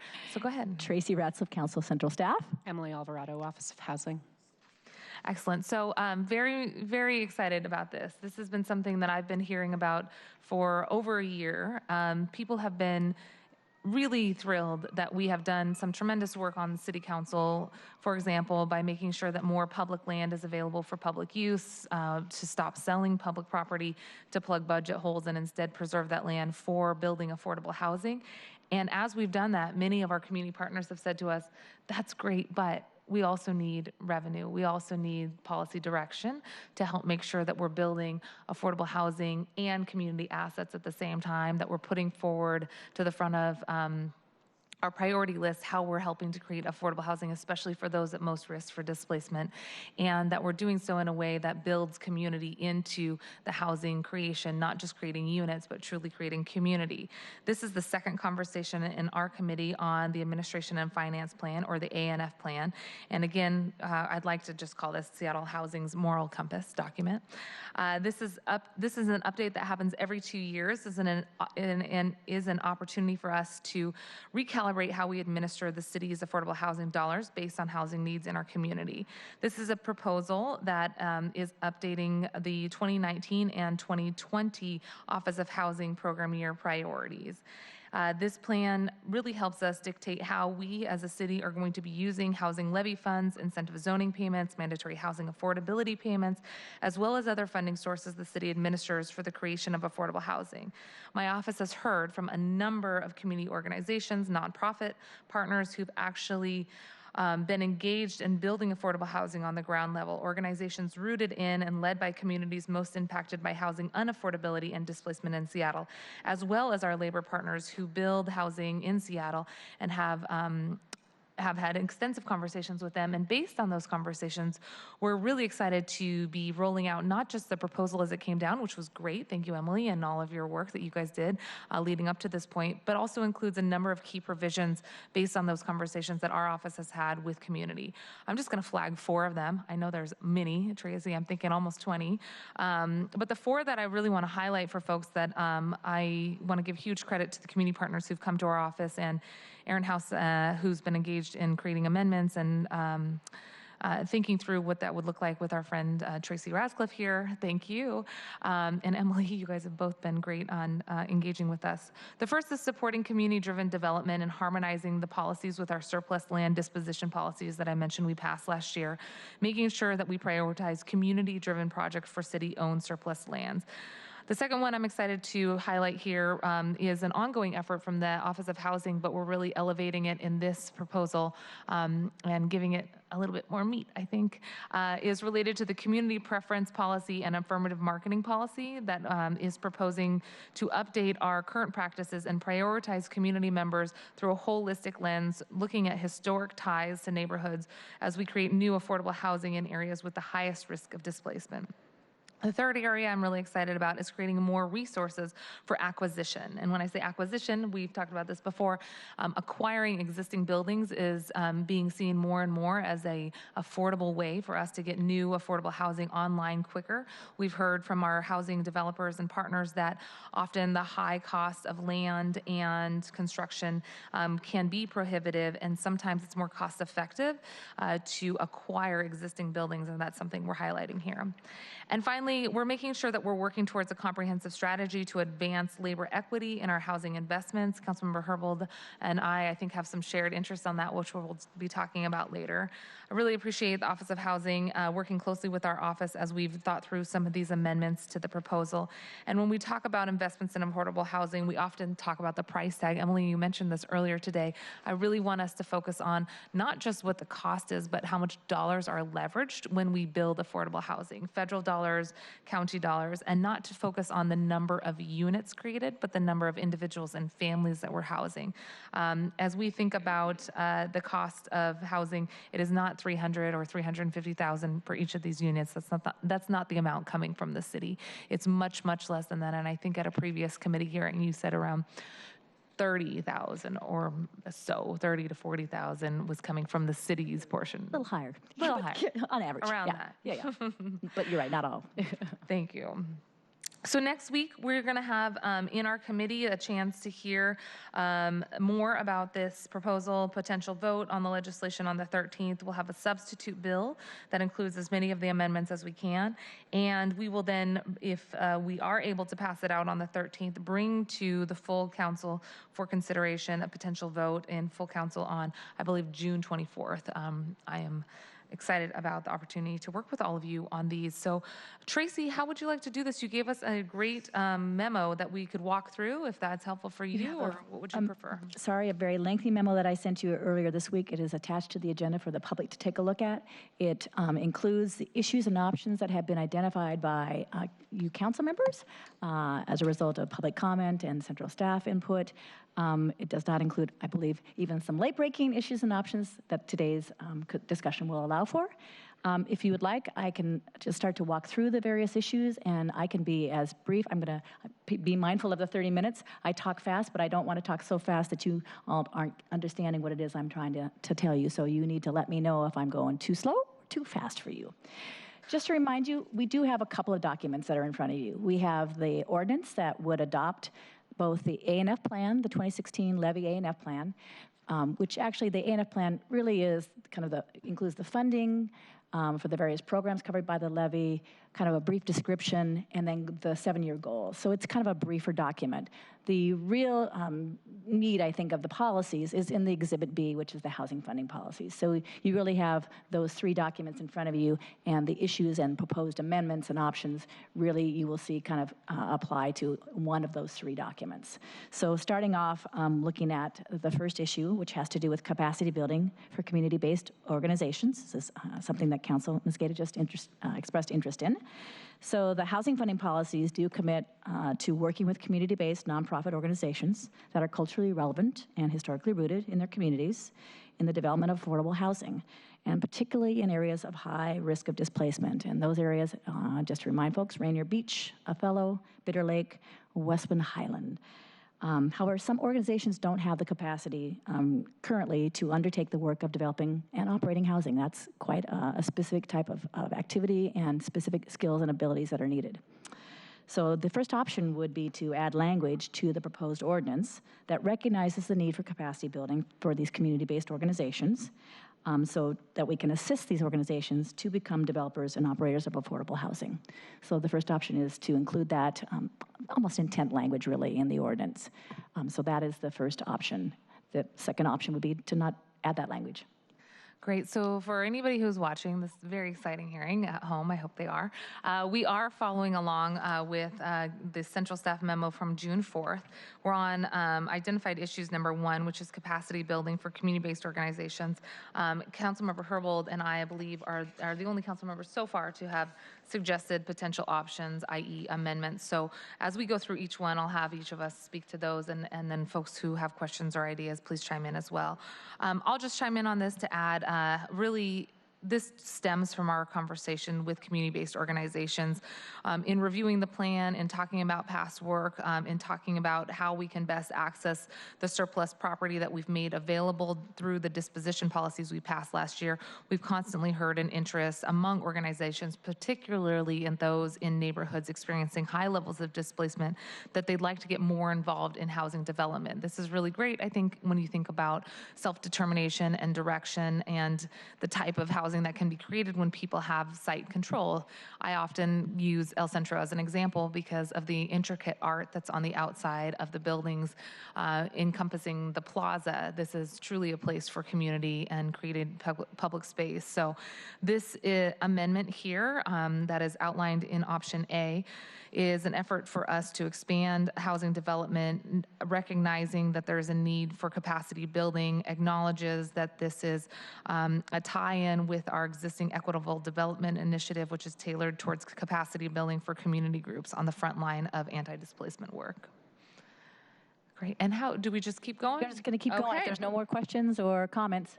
Would you just explain, I appreciate very much where we're going with this, but how do we make the decision? I mean, just what are we thinking in terms of who gets the money? And will that be fleshed out later on? How do we do this? Because that's, it's just like... So this is only going to be a whereas in the legislation. It is not going to be committing any funds at this point. Okay. We have an upcoming budget process that might allow for that if the council members had a desire to follow it up with actual budget proposal. But it is not, that is not included in this particular item. All right, thank you. And I would like to make sure that Councilmember OBrien is brought back into this conversation because the EDI and how we spend the money is something he's very interested in. And we are going to have, in my finance committee next week, a conversation around this. Just want to make sure that it's being coordinated. Thanks. As a recital on the council bill, though, it is underscoring the commitment that already exists in the housing policies. So theoretically, it does not, I mean, it would be up to the Office of Housing to make a recommendation under its housing funding policies, but theoretically, the Office of Housing could propose something to fulfill both its commitment as well as the recital. Intent language. Probably, well, it could come as an executive request in the budget process. I don't think that's what we expect here. I think this is just trying to sedate the need for, they could. Theoretically, it might also likely come from one of you. So just to be clear about that, yeah. Thank you for underscoring that and for asking the question. My intent here is to make this actionable. This is not a lofty goal that we should put out there and maybe revisit 3 years from now. This is something that is a huge priority for us and I think is shared by the council. So looking forward to working with all of you to make this actionable. I'm saying that the executive has an opportunity as well because this is the ordinance that is accepting the Office of Housing's funding policy. So. Point very well taken. And don't forget to pull this a little close. Thank you. I do appreciate that, and we'll look forward to working with the Office of Housing and our partners on the 7th floor to see if we can get something in the budget that reflects this priority. Okay. Moving to issue number 2. So this has to do with funding affirmative marketing and community preferences policies. As we just heard, there is a more specific requirements as it relates to affirmative marketing plans, as well as the new ability to impose a community preference policy in new city-funded projects. The successful implementation of an affirmative marketing plan does involve providing information in a variety of formats to community members regarding new housing, and also instructions on how to actually submit applications for that housing. So existing community-based organizations can be strong connections to the community and can actually help nonprofit housing developers in that process of reaching communities about that new housing. So additional funding could assist these housing providers to more effectively implement affirmative marketing and community preference policies.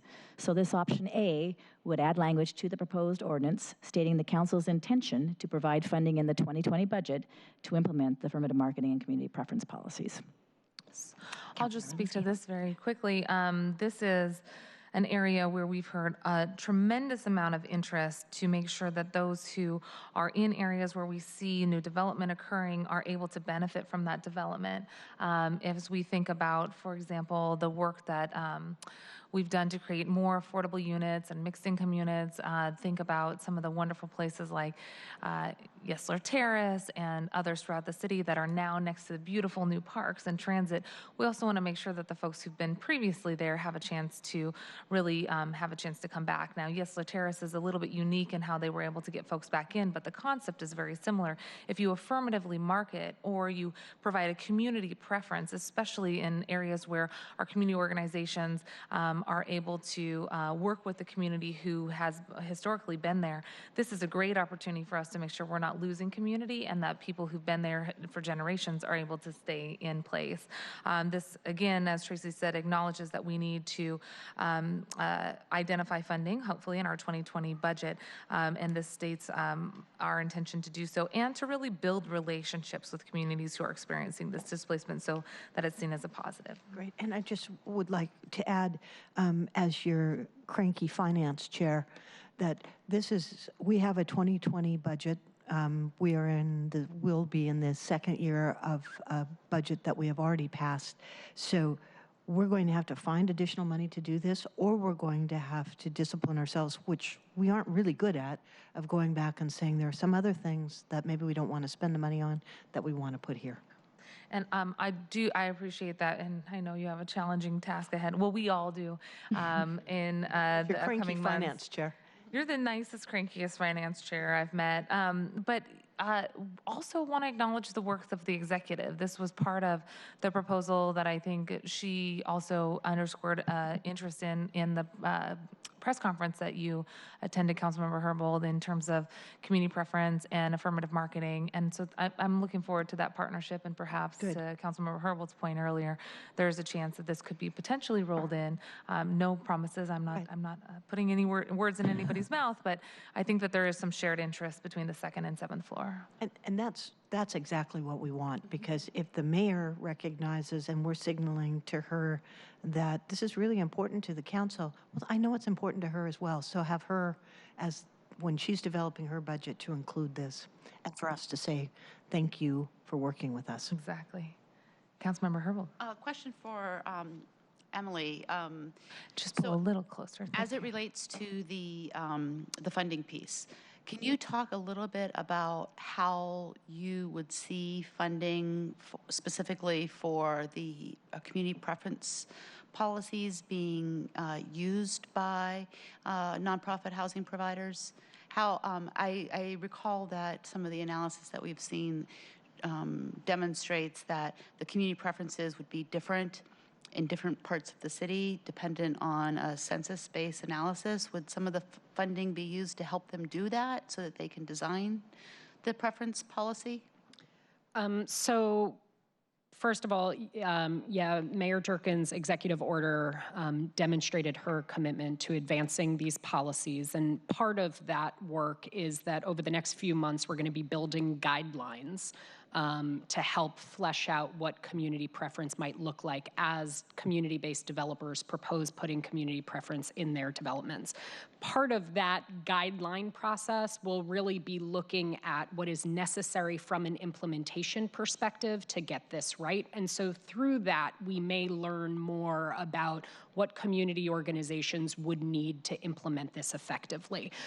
I could hypothesize, for example, that people will put additional attention both on the marketing side and the preference side. That could look like targeted marketing towards communities that have been displaced, targeted outreach and work collaboration with community-based organizations who already work with community who reside there or have been displaced, thinking of social service organizations or faith-based organizations, and figuring out what it looks like to have partnerships between housing developers and those community organizations to let people know about the housing opportunity and get them prepared to apply when the preference is put in place. So I think that kind of outreach, marketing, and partnership, we hope to be able to do significant data work internally to support communities with internal analysis about what kinds of numbers of units that could be set aside, exactly, for whom, that sort of thing. The city's going to be providing that's that the kind of work we will do through the guideline process. And our hope is that the guidelines get to a place where we've really lowered significantly the barriers and work that needs to be done by agencies to implement these policies. That's helpful to understand. And then also, I've asked this question before. I don't know if I've asked it publicly. I just want to get it out there. It's my understanding that community preferences can be used not only by nonprofits who are building affordable housing with city dollars, but it can also be used by market rate developers who have MHA set-asides, performance set-asides, and MFTE. Is that correct?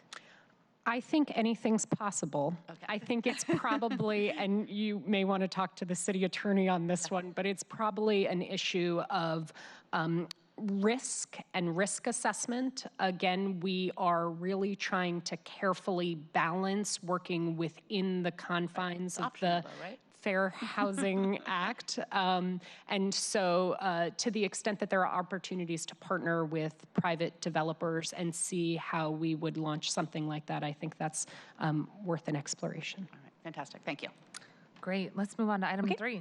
Item 3 has to do with the affirmative marketing community preference policies. And this actually would just simply add some intent language. And this was something that came from the community that just wanted to lift up the fact that the OH does have a commitment to affirmatively furthering fair housing to address past discriminatory policies and practices that included government actions. And so this proposal would be just to add some of that intent language at the very beginning of that section of the affirmative marketing and community preferences policies. So the It's an add-on to 2, right? It's not a different subject? This is an add-on. Is that what you asked? Yes. So, and I'm going to just strike the word just from that comment, because I think to our point earlier, language does matter, right? And our community partners have identified that it's important for us to reiterate why we're doing this. I keep referencing the Color of Law book that talks about how public policies were really the vehicle that put into place racist redlining, race restrictive covenants, and exclusionary zoning. So as we think about what we're trying to do today through public policy, it's to undo that past behavior and undo that past law that was created by policymakers. As policymakers now, we want to fix that. So that's part of what we really want to underscore. Great. Okay, thank you. Well said. Moving to issue number 4, advancing equitable development goals and addressing displacement. So the proposed policies for the rental housing and housing development on publicly owned sites programs prioritize housing projects that advance equitable development goals and address the potential displacement of tenants for projects proposed in areas at high risk for displacement. there's interest in modifying this language to prioritize projects that are sponsored by local community-based organizations that are culturally relevant and historically rooted, and to also give added consideration to projects that are receiving EDI funding. So the option before you would, in fact, add that language into the rental housing and housing development on publicly owned sites programs policies. Great. So this is an amendment that supports our community-driven development and harmonizes the policy with the surplus land disposition policy as we passed last year, recognizing that obtaining land is a major hurdle to creating community-driven housing and co-located services like childcare and healthcare.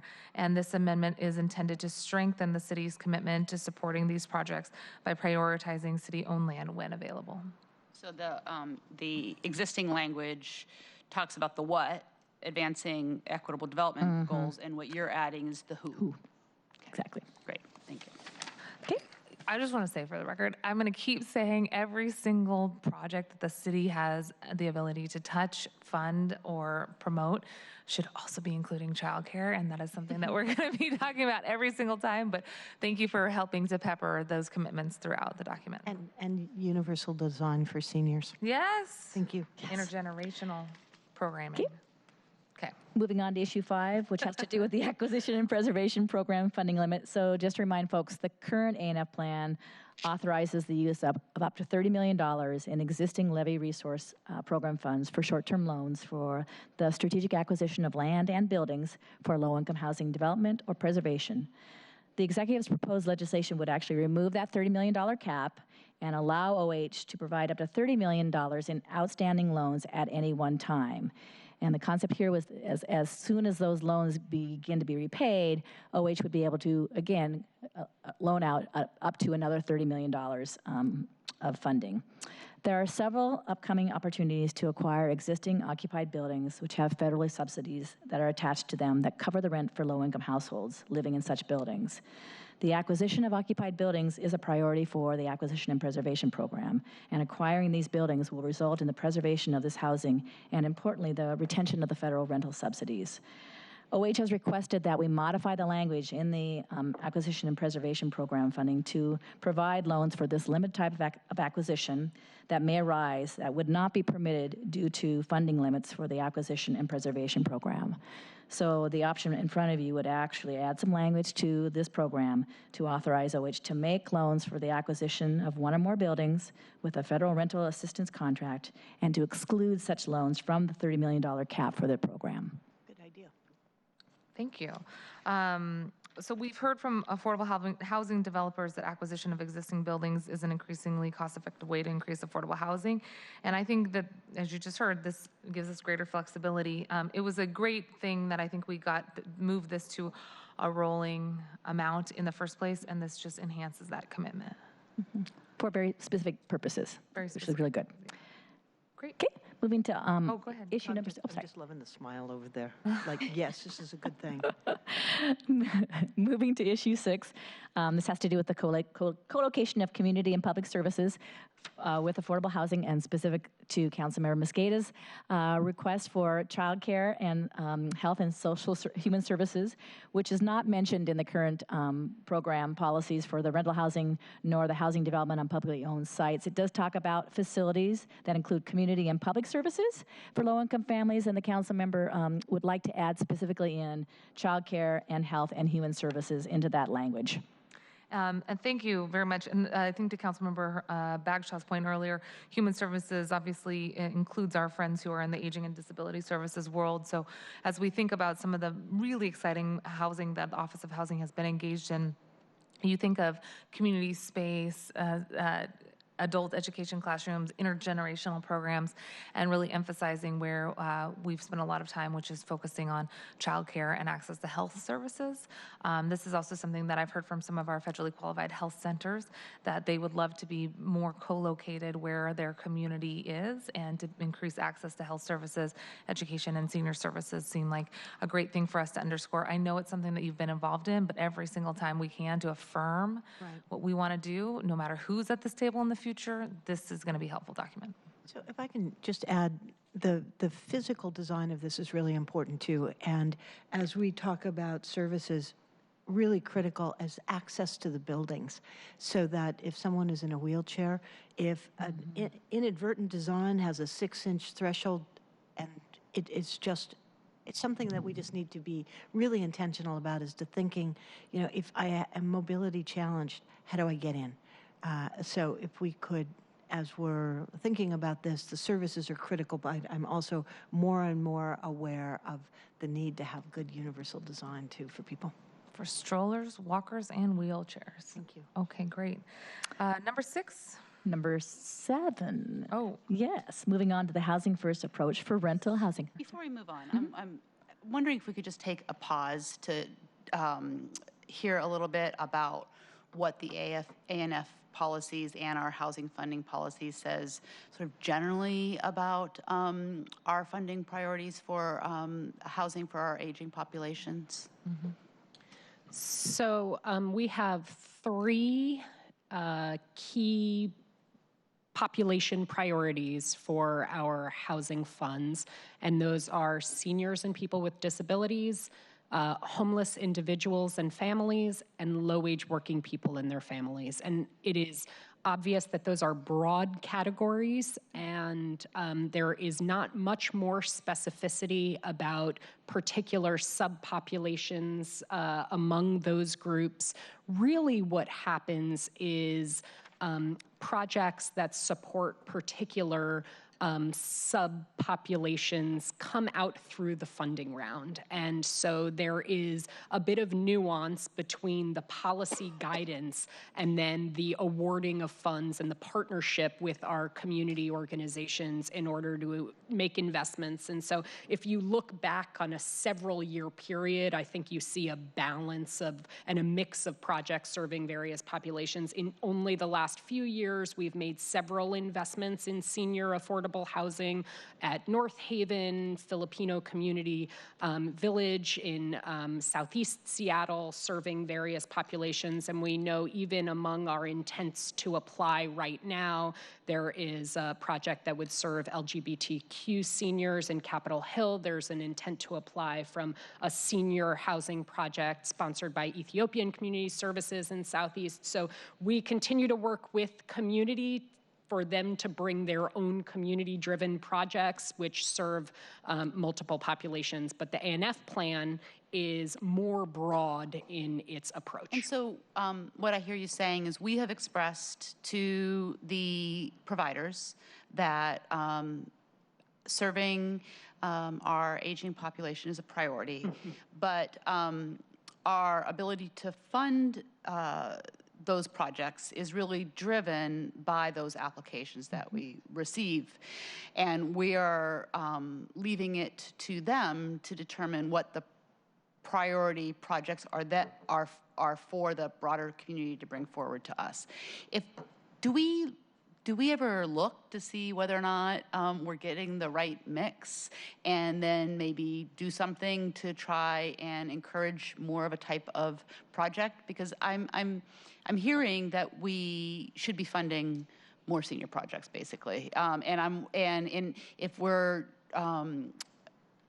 I trust our nonprofit providers have their finger on the pulse on what the need is for housing production. But if we ever find that we're not getting the applications for what we as a city, as policymakers, determine is the need, is there a way for us to sort of weigh in and get more of the kind of projects that we want? Absolutely. So a few responses to that question. First of all, I think our community organizations do have a pulse on the need.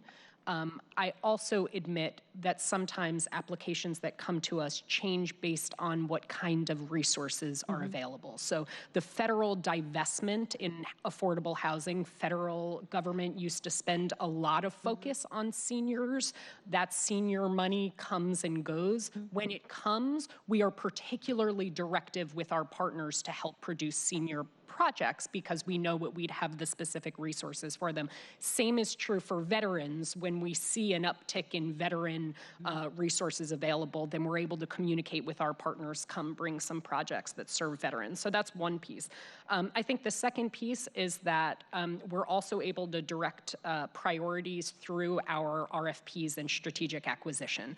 An example, I always bring back the K-site, but in using an application and an RFP there, we were able to dictate a population priority around homeless, formerly homeless folks, a co-location priority around arts. I could see that similarly happening with various populations, including seniors, for example. And it helps us be more strategic with geography, another thing that we can balance both what we know exists in our pipeline and where we want to be in places like in Magnolia, for example.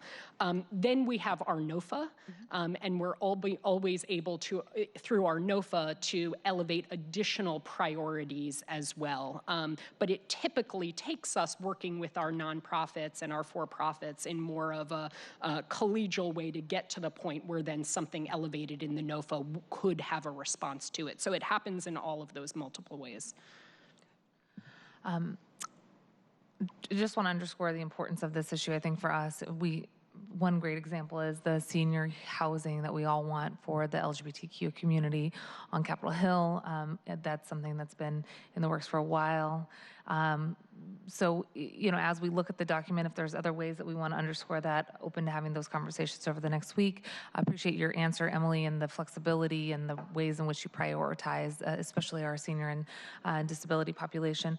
Quick public service announcement. I'm going to ask our council colleagues if it is okay if I hold item 11 on our agenda, which is our notice of intent to sell legislation for next week. We're meeting again on the 13th of June, and we do have time on the agenda for it. So we're going to go ahead and continue with the next half an hour on this topic since we are halfway through our suggested items / amendments. So we can keep doing issue identification, and to the general public, issue identification basically means the amendments we'd like to add to the piece of legislation. So we are on item number 7, and Councilmember Herbold, this is one of the first items that we have from you. Thank you. And this has to do with the housing first approach for rental housing. So the rental housing program includes, as we just heard, housing for homeless persons and households as one of the several priorities.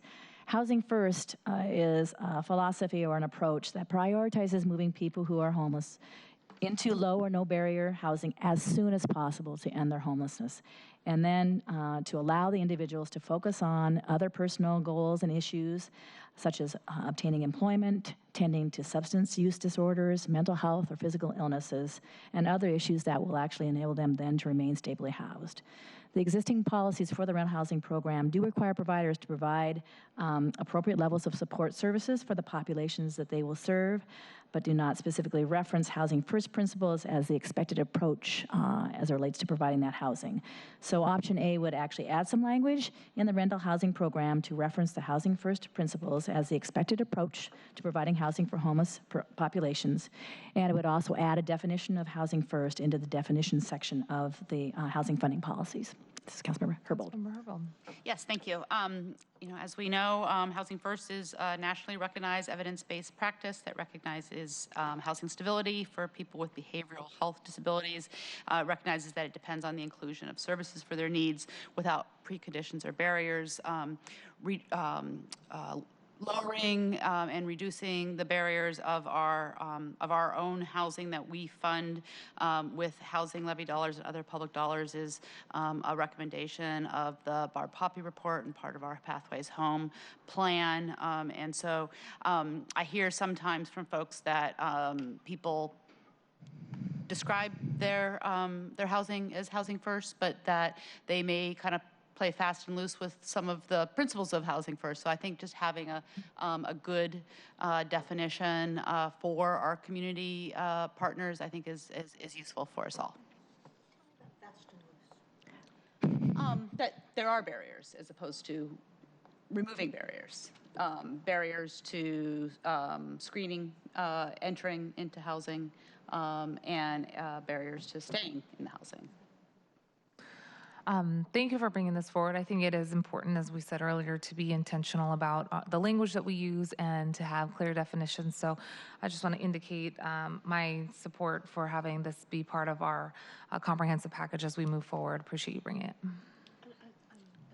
Especially thankful for the clarity around the definition, because I don't think there is a one of us at this table that wouldn't stand up and say it has sound data behind it. We have heard so many times from people saying, you know, people need housing and that they are readier than you might think they are. And if we add barriers, like you're saying, it becomes more and more difficult. So if we can move this whole concept forward and incorporate it, I think it's very valuable for us. Great. Moving on to issue number 8, criminal background checks, which is also Councilmember Herbold. So, city to adopt legislation prohibiting landlords from requiring criminal background checks as part of the tenant application process for rental housing, unless required by federal law. Housing providers who receive federal funds are required to conduct such background checks, and they are prohibited from providing housing to individuals who are convicted of methamphetamine production or have a conviction that has resulted in a lifetime sex offender registration requirement. The policies for the rental housing program require project owners to submit a management plan to OH for approval prior to completion and opening of the housing that they develop. The executive's proposal does strike references to the use of criminal background checks. That's included in the management plan section, but it does not explicitly state that those background checks are prohibited except as required by federal law. So this option would simply add that language in that makes it clear that those background checks are prohibited except as required by federal law. Councilmember Herbold. Thank you. So the Office of Housing, prior to passage of the Fair Chance Housing legislation, had done a lot of really good work with our nonprofit providers to create some standardized expectations around screening practices, and so that's why the previous language was in the policies and in the plan. We have now since legislated our expectations as it relates to screening, and so this language just simply makes our expectations for our nonprofit providers consistent with that of city law. Thank you for that. I again want to indicate my support for having this be part of our comprehensive package of amendments as we potentially move forward next week. I think it is important to call it out and to be really intentional about that commitment from the council's and city's perspective. Thank you. Okay, moving on to issue number 9, which is mutual termination agreement policy. So a property manager and a tenant can enter into an agreement to mutually terminate a rental agreement prior to the formal end of a rental agreement. Such agreements may be pursued for a variety of reasons, one of which is to prevent the need for a landlord to actually instigate a formal eviction proceeding when there have been challenges with the tenancy of a resident. Formal eviction proceedings can cause difficulty for a tenant and impact their ability to secure housing in the future. There is a concern that nonprofit housing providers use mutual termination agreements without legal justification for evicting a tenant, as is required under the city's just cause eviction ordinance. So requiring that nonprofit providers who use such agreements have a written policy that allows the use of these agreements only when conditions for legal eviction are present could address this concern. So the option before you would add language in the management plan section of the rental housing program requiring providers who use mutual tenant termination agreements to have a written policy that allows the use of the agreements only when conditions for eviction might otherwise be acted upon. Councilmember Herbold. Thank you so much, and I really appreciate the time that central staff and others have taken to work through this issue with me. It's complex. This is one of the issues that was raised in the Losing Home report from the Seattle Women's Commission, that sometimes mutual termination agreements are used in a way that's arbitrary and not consistent with the rule of law.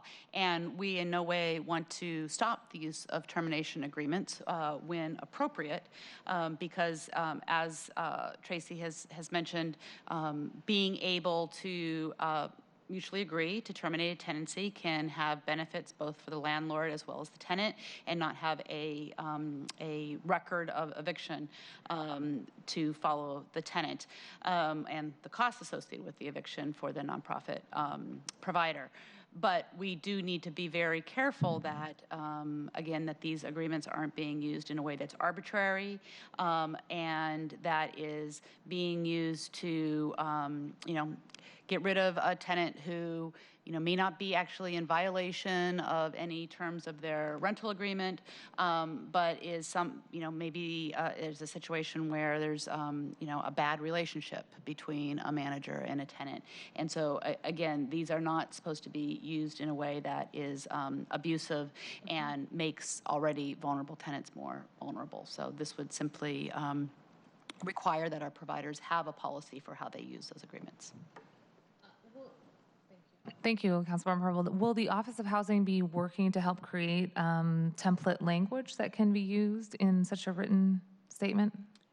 I think that on this issue, exactly like on the issue about criminal histories before, part of our work at the Office of Housing is to understand the existing conditions, survey, and bring together our providers to see what's actually happening with mutual terminations. And we would be committed to bringing them together and identifying really what their practices are, what we as a shared community believe falls in that realm of appropriate, because I don't think it is clearly defined at this point. And it was a successful model that we used on the criminal records work, and think that by bringing folks together and really understanding more fully the way in which mutual terminations are used across agencies and maybe even across buildings, so we get a sense of whether there's outlier behavior or whether there's shared agreement on what counts as appropriate. So that's a little bit of a preview of the next amendment that we'll talk about, which will help to study it. I understand we don't totally know what the universe is of how many people or landlords are using this, but so that study will occur. And then I think my hope is that to assist folks in having template language based on those conversations, then we would be able to potentially fulfill the suggested text here in amendment number 9. Are you saying that there's going to be further conversation at our next committee meeting on this? We can have further conversation for sure, especially in just a second. We can have another conversation about Amendment 10, which will help us outline what potential information Office of Housing will be looking at as they pull together both a study of how frequently this is used and what type of language might be common or desired as this goes forward. Right. And maybe not at the next committee meeting, but in between, I would love to talk to you further about criminal background checks. Absolutely. Something has come to my attention, 2 different lawyers, including the prosecuting attorney, of something that's going on through the Washington State Patrol that is of deep concern to me, that people are being set up, convicted, and I'd like to talk about this with you, just to give you more facts. It's a major concern, and I haven't been able to get through to people to say, how is this working? Because when you have a sex offender record that is following you around for the rest of your life, it is, it's a beyond a Les Miserables sort of situation. So I would love to be able to see what we can do and just to alert you to this. And Councilmember Bagshaw, just so that I'm clear, and that conversation would be related to criminal background checks more broadly, not just specific to housing policy? Okay, great. That's helpful for me. Yeah, a big, huge impact on housing, absolutely. Okay, thank you. I think, Councilmember Mosqueda, to your point about a template on the issue of mutual terminations, it seems that prior to asking through a management plan people to tell us what they do, right, it is more useful to understand what the best practice is and to drive people to implement towards that best practice. That's a great point. That would be our hope in the way in which we collaboratively guide our partners into best outcomes. Great point. Okay, I think we can move to item number 10. So item number 10 has to do with the use of payment plans and mutual termination agreements. So low-income tenants that fall behind on rent payments are at risk of being evicted. It's not clear to what extent providers of city-funded housing offer payment plans that allow a tenant to become current on such payments. So collecting information regarding the extent to which providers are using payment plans could inform future policy development in this area. In addition, as we just heard, collecting some more information about the use of mutual termination agreements and maybe some best practices that are being used by providers if they're using them, and the conditions around that could also help to guide further policy development and maybe template language for folks to use. So this option would add a new section to the proposed ordinance that requests OH to collect information on the use of mutual termination agreements and payment plans by providers of city-funded housing, and to provide a report with recommendations to the council by April 30th of 2020. Councilmember Herbold. Thank you. So on this one, this is also an issue that was raised in the Losing Home report by the Seattle Women's Commission on eviction reform. We do have wonderful new game-changing eviction reform legislation that was passed in the state legislature that will hopefully result in judges exercising new authority to allow tenants to go into payment plans before facing eviction. But it would be great to see and learn more about what our nonprofit providers are doing to provide and allow for payment plans before a tenant gets into the eviction process, to avoid that altogether. So that's the intent of collecting this information. I appreciate the Office of Housing's willingness to work on it. Absolutely. And our understanding is that the majority of our nonprofits do, in fact, offer payment plans as a matter of practice. And so we would be happy to go through a process to really understand more fully how that is operationalized, or how that's incorporated into policy for these organizations and drive to best practices. Okay, moving on to issue number 11, which has to do with forward commitment policy. So the existing rental housing program policies allow the OH director to forward commit up to 30% or $8.6 million of the following year's 2016 levy rental production and preservation funding to projects applying in for funds in the fall notice of funding availability process. The annual NOFA process does include other fund sources, such as CDBG, home, incentive zoning, or mandatory housing affordability funds. The availability of these fund sources can vary from year to year based on federal appropriations and real estate development activity. The current policy for forward commitment only applies to 2016 levy funds and not to these other fund sources. Given the potential volatility of these other fund sources included in the annual NOFA, the council could include such sources in the maximum forward commitment amount of $8.6 million. Council could also consider the possibility of bumping that up a little bit from the $8.6 million that might allow for a reasonable amount of forward committing of these funds. So the option before you would be to revise the language as it relates to the forward commitment to include those other fund sources in that $8.6 million maximum amount, or a higher amount. Thank you. So I want to also acknowledge that Aaron House is at the table with us, and Aaron's been working on this ANF plan with us in the Office of Housing, and Tracy, as we've been also hosting what we're calling our community housing roundtables. And as you heard, many of these ideas came from our discussions directly with community. Aaron, I just want to acknowledge all your work and see if you have anything else you want to comment on specific to this item. I think for this one, just recognizing, as Tracy said, that some of these funding sources are not as reliable as the levy, and making sure that we just aren't drawing from the next year to fund priorities in any given year, and create some consistency around that. Is it your expectation that we would set up like a fund, a pool, is this like a smoothing No, amount? it's actually just setting a maximum amount on what the OH director can actually pull forward from next year's NOFA allocation to fund projects in the current NOFA. Based on an assumption that we're going to get money that we don't know if we are actually That's exactly right. Exactly right. And so the reason this came to light is that there have been some forward commitments made by the Office of Housing, I think $20 million in 2018 and $15 million in 2017.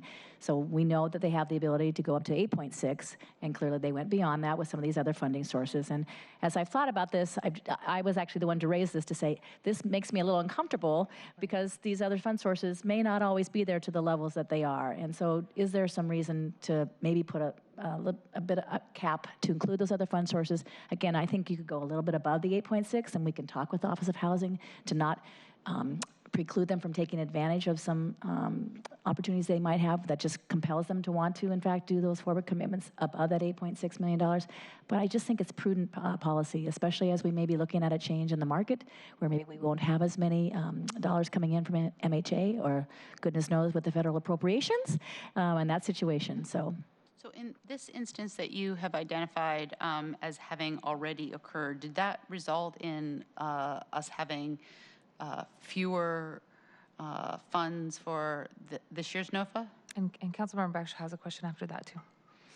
Correct. So last year we made forward commitments to 2 projects, 2 of which included a permanent supportive housing component to it. And our intent was to help both of those more complicated projects align other kinds of financing that was going to take a longer period of time. So that means that of the NOFA will award this year, $20 million was taken off the top because it has been previously awarded. However, the units will be counted as having been delivered as part of this year's award.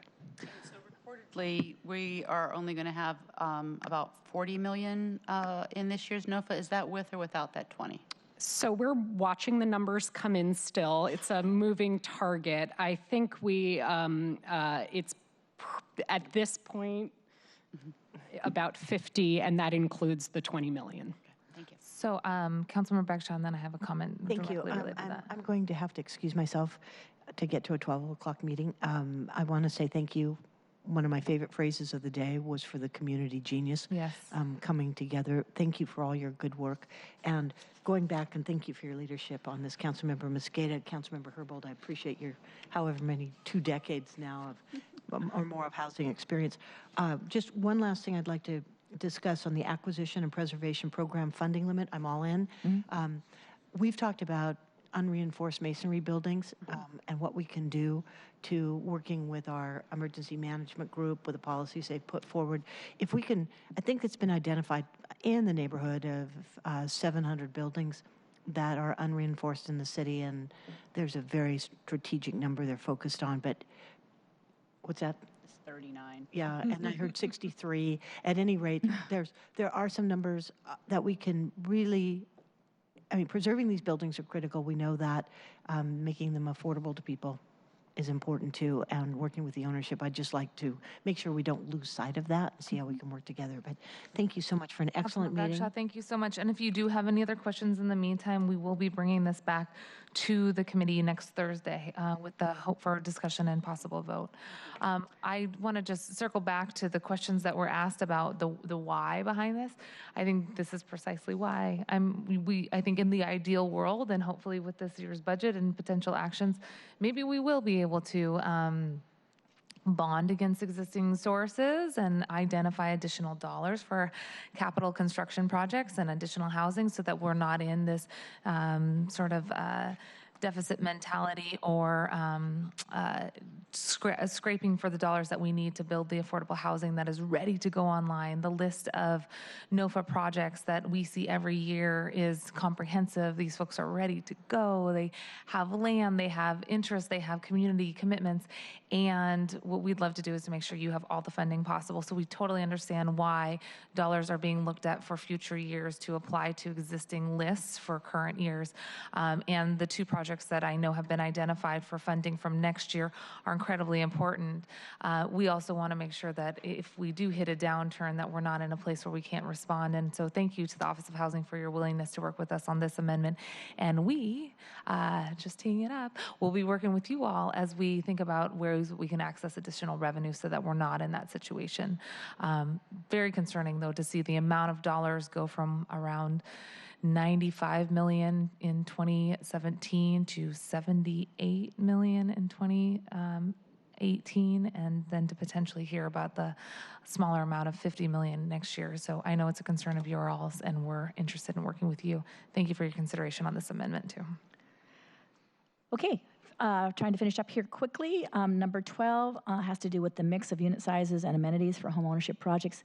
This really is just adding language to the home ownership program that would promote the development of new home ownership units. That includes a mix of unit sizes and amenities for families, including large families. So we'd just be adding some additional intent language. Obviously, this is something that we've heard a ton about, the desire for more 2, 3, and One day, more 4-bedrooms. You did a great presentation that showed us how many 3 and 4 bedrooms you already have as we think about creating the opportunity for more families to live in the city, and thinking also, inclusively about multi-generational families that we're more likely to see larger nuclear families from immigrant and refugee families. We want to be an inclusive city, so let's create the opportunities, and this just underscores that commitment that you all have been working on and concretizes it. Moving to issue number 13, which has to do with the maximum unit cost for homeownership units on publicly owned sites. So the existing policies for the homeownership program just broadly allow OH to fund development of long-term affordable homeownership units. OH can provide up to $70,000 per unit for 1 or 2 bedroom units and $90,000 per unit for 3 or more bedroom units. OH's proposed policies for the Housing Development on Publicly Owned Sites program would allow OH to fund the development of long-term homeownership units on such sites that exceeds these maximum amounts per unit and does not set a maximum amount. This would be permitted if it increases the number of affordable homes by reducing the number of market rate units needed to subsidize a project, or if it facilitates faster completion of the project. OH does not anticipate providing funding in excess of $120,000 per unit.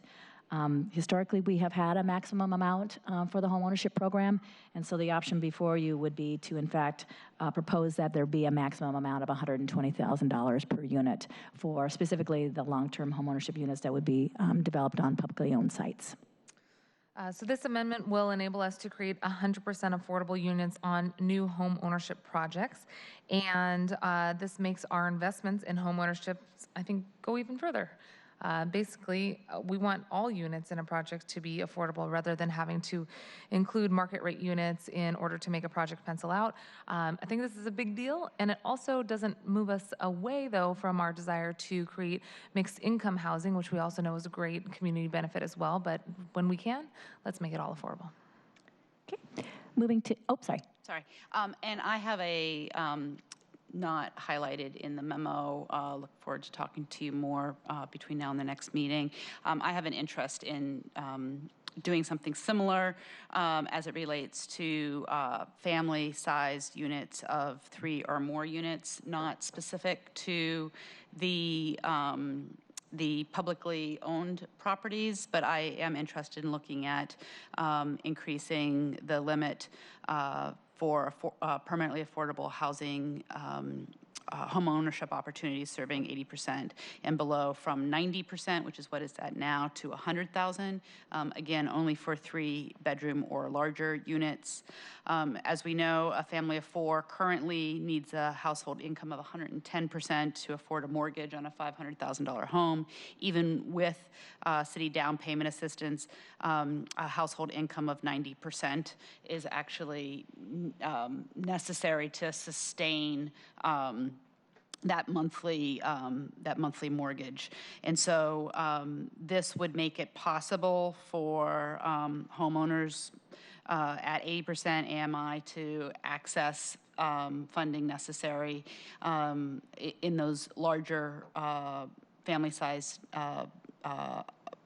homes to be able to more likely access the city's funds in order to buy those homes.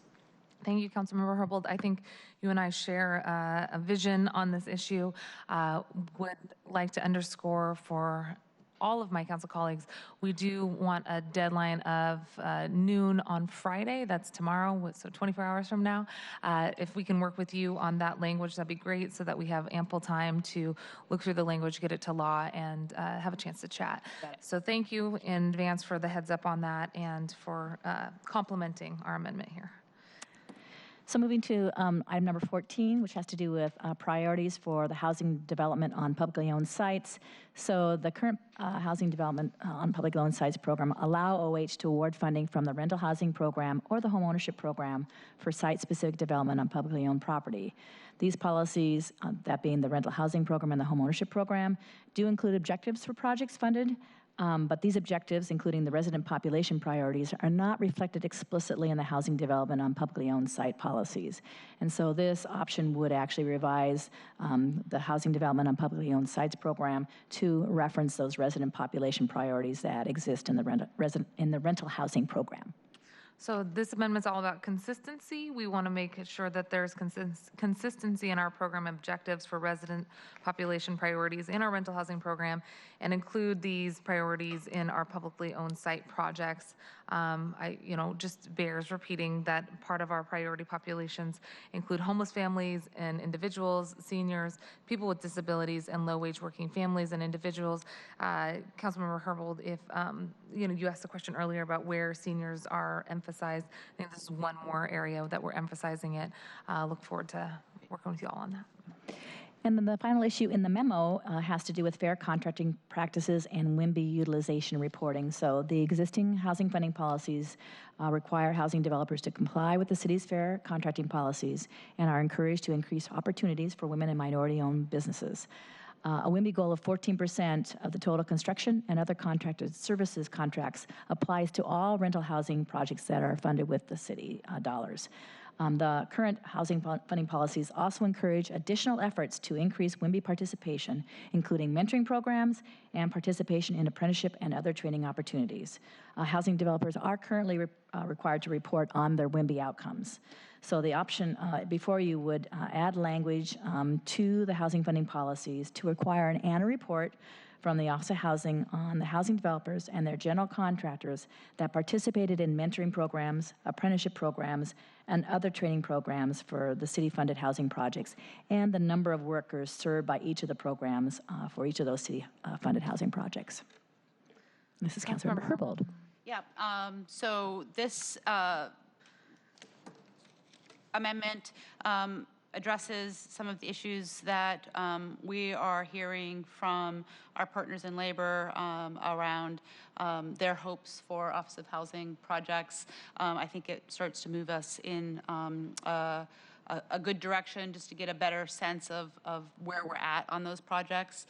I'm further interested in potentially some other reporting requirements that, again, between now and noon tomorrow, we'll figure out. But much like we did prior to creating the Priority Hire Program for public works projects, we created a set of data that really pointed to the need. That set of data in 2014 showed that less than 5% of these construction jobs were going to construction workers in the city, and we found that out because we required reporting on that. So I'm interested in beginning to collect some of that information, and I don't think the onus would be on the Office of Housing to collect the information, but simply be the recipient of the information that the contractors would provide around some of the demographic information around the workforce on these projects. So thank you, Councilmember Herbold, and I think this is another area where conceptually you and I have a shared interest, especially in every chance we can lifting up labor standards. I know you chaired the effort on worker protections and labor in the past, and I'm honored to have the baton passed for the Labor Committee now, and so I think it's no surprise that we have a joint interest in this issue.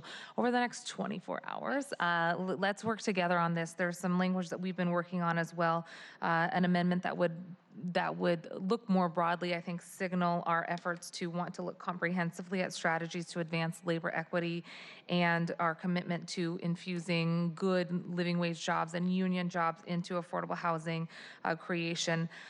Part of this effort, I think, should include a reflection based on the language that we got when we did the K-Site project. The city has just awarded that to Plymouth, and as we look forward to building the housing, we're also looking forward towards building these stronger labor protections into these city-funded projects.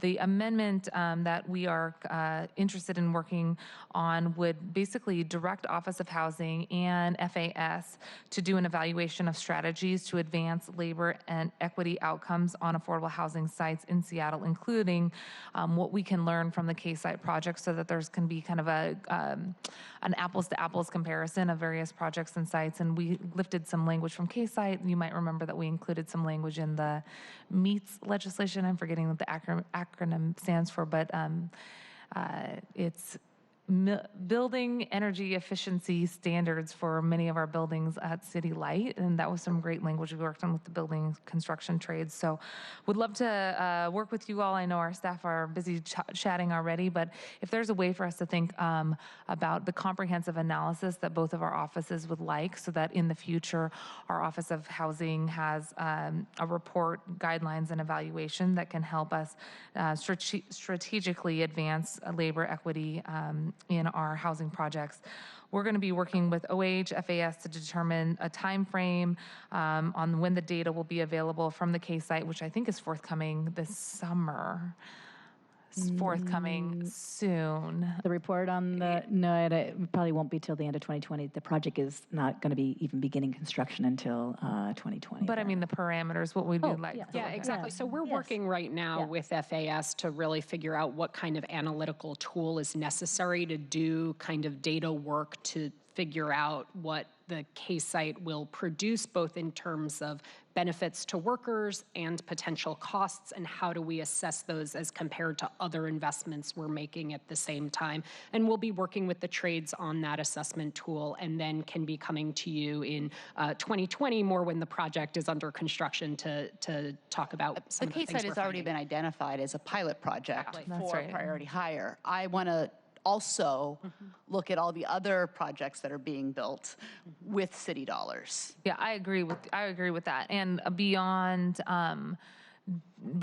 sort of the limited scope, I think you referenced some of it. Part of what we're interested in is apprenticeship utilization, apprentice preferred entry, apprentice preferred entry, priority work, and utilization of women and people of color. So I think very similar goals. Let's see if we can kind of harmonize some of our language and see what we can do in the next 24. That's great. And we'd be happy to look forward to reporting to you all on some of the WIMBY utilization that we have that's really strong right now, far exceeding our existing goals, and the work that we've done with our affordable housing developers to make improvements in labor equity all the time. Great. Well, that concludes the 15 amendments that we've heard of so far. 17? Yes. So I don't have any others. And I Okay. don't know if either one of you had any others that you wanted to talk about today. Do I need to talk about childcare anymore? Should No. Okay. I think you got it. We got you. The point got gotcha. across. Okay, good deal. Councilmember Herbold, I really appreciate the ideas and suggestions that you're putting forward in amendment. We'll look forward to working with you over the next 24 hours to get those amendments together. As a reminder to the public, we will bring this back on June 13th at our 9:30 meeting. I know, right? No, okay. 23 hours. 55 minutes. See you all in 7 days back here to have a discussion on the HSD inflationary adjustments, a possible discussion and possible vote on the administration and finance plan and housing funding policies. And we will bring back item number 11 from today's agenda, which was the notice of intent to sell legislation for discussion and possible vote. We'll also have a meeting on June 20th. I'm sorry, our next regular meeting was on June 20th, and it has been canceled. That's why we're meeting on the 13th, just as a reminder to folks. One more PSA before we go. Don't leave, everybody, because we have a really exciting special committee meeting, i.e. work session, on the human service provider inflationary adjustment needs, the ways in which we can stabilize the workforce, our organizations, with the rising cost of property and the need for us to stabilize the workforce. So 1:30 here in council chambers. Hope you all join us. And with that, the meeting is adjourned. Thank you all so much. It's been a housing full day. Appreciate it. And the meeting's adjourned.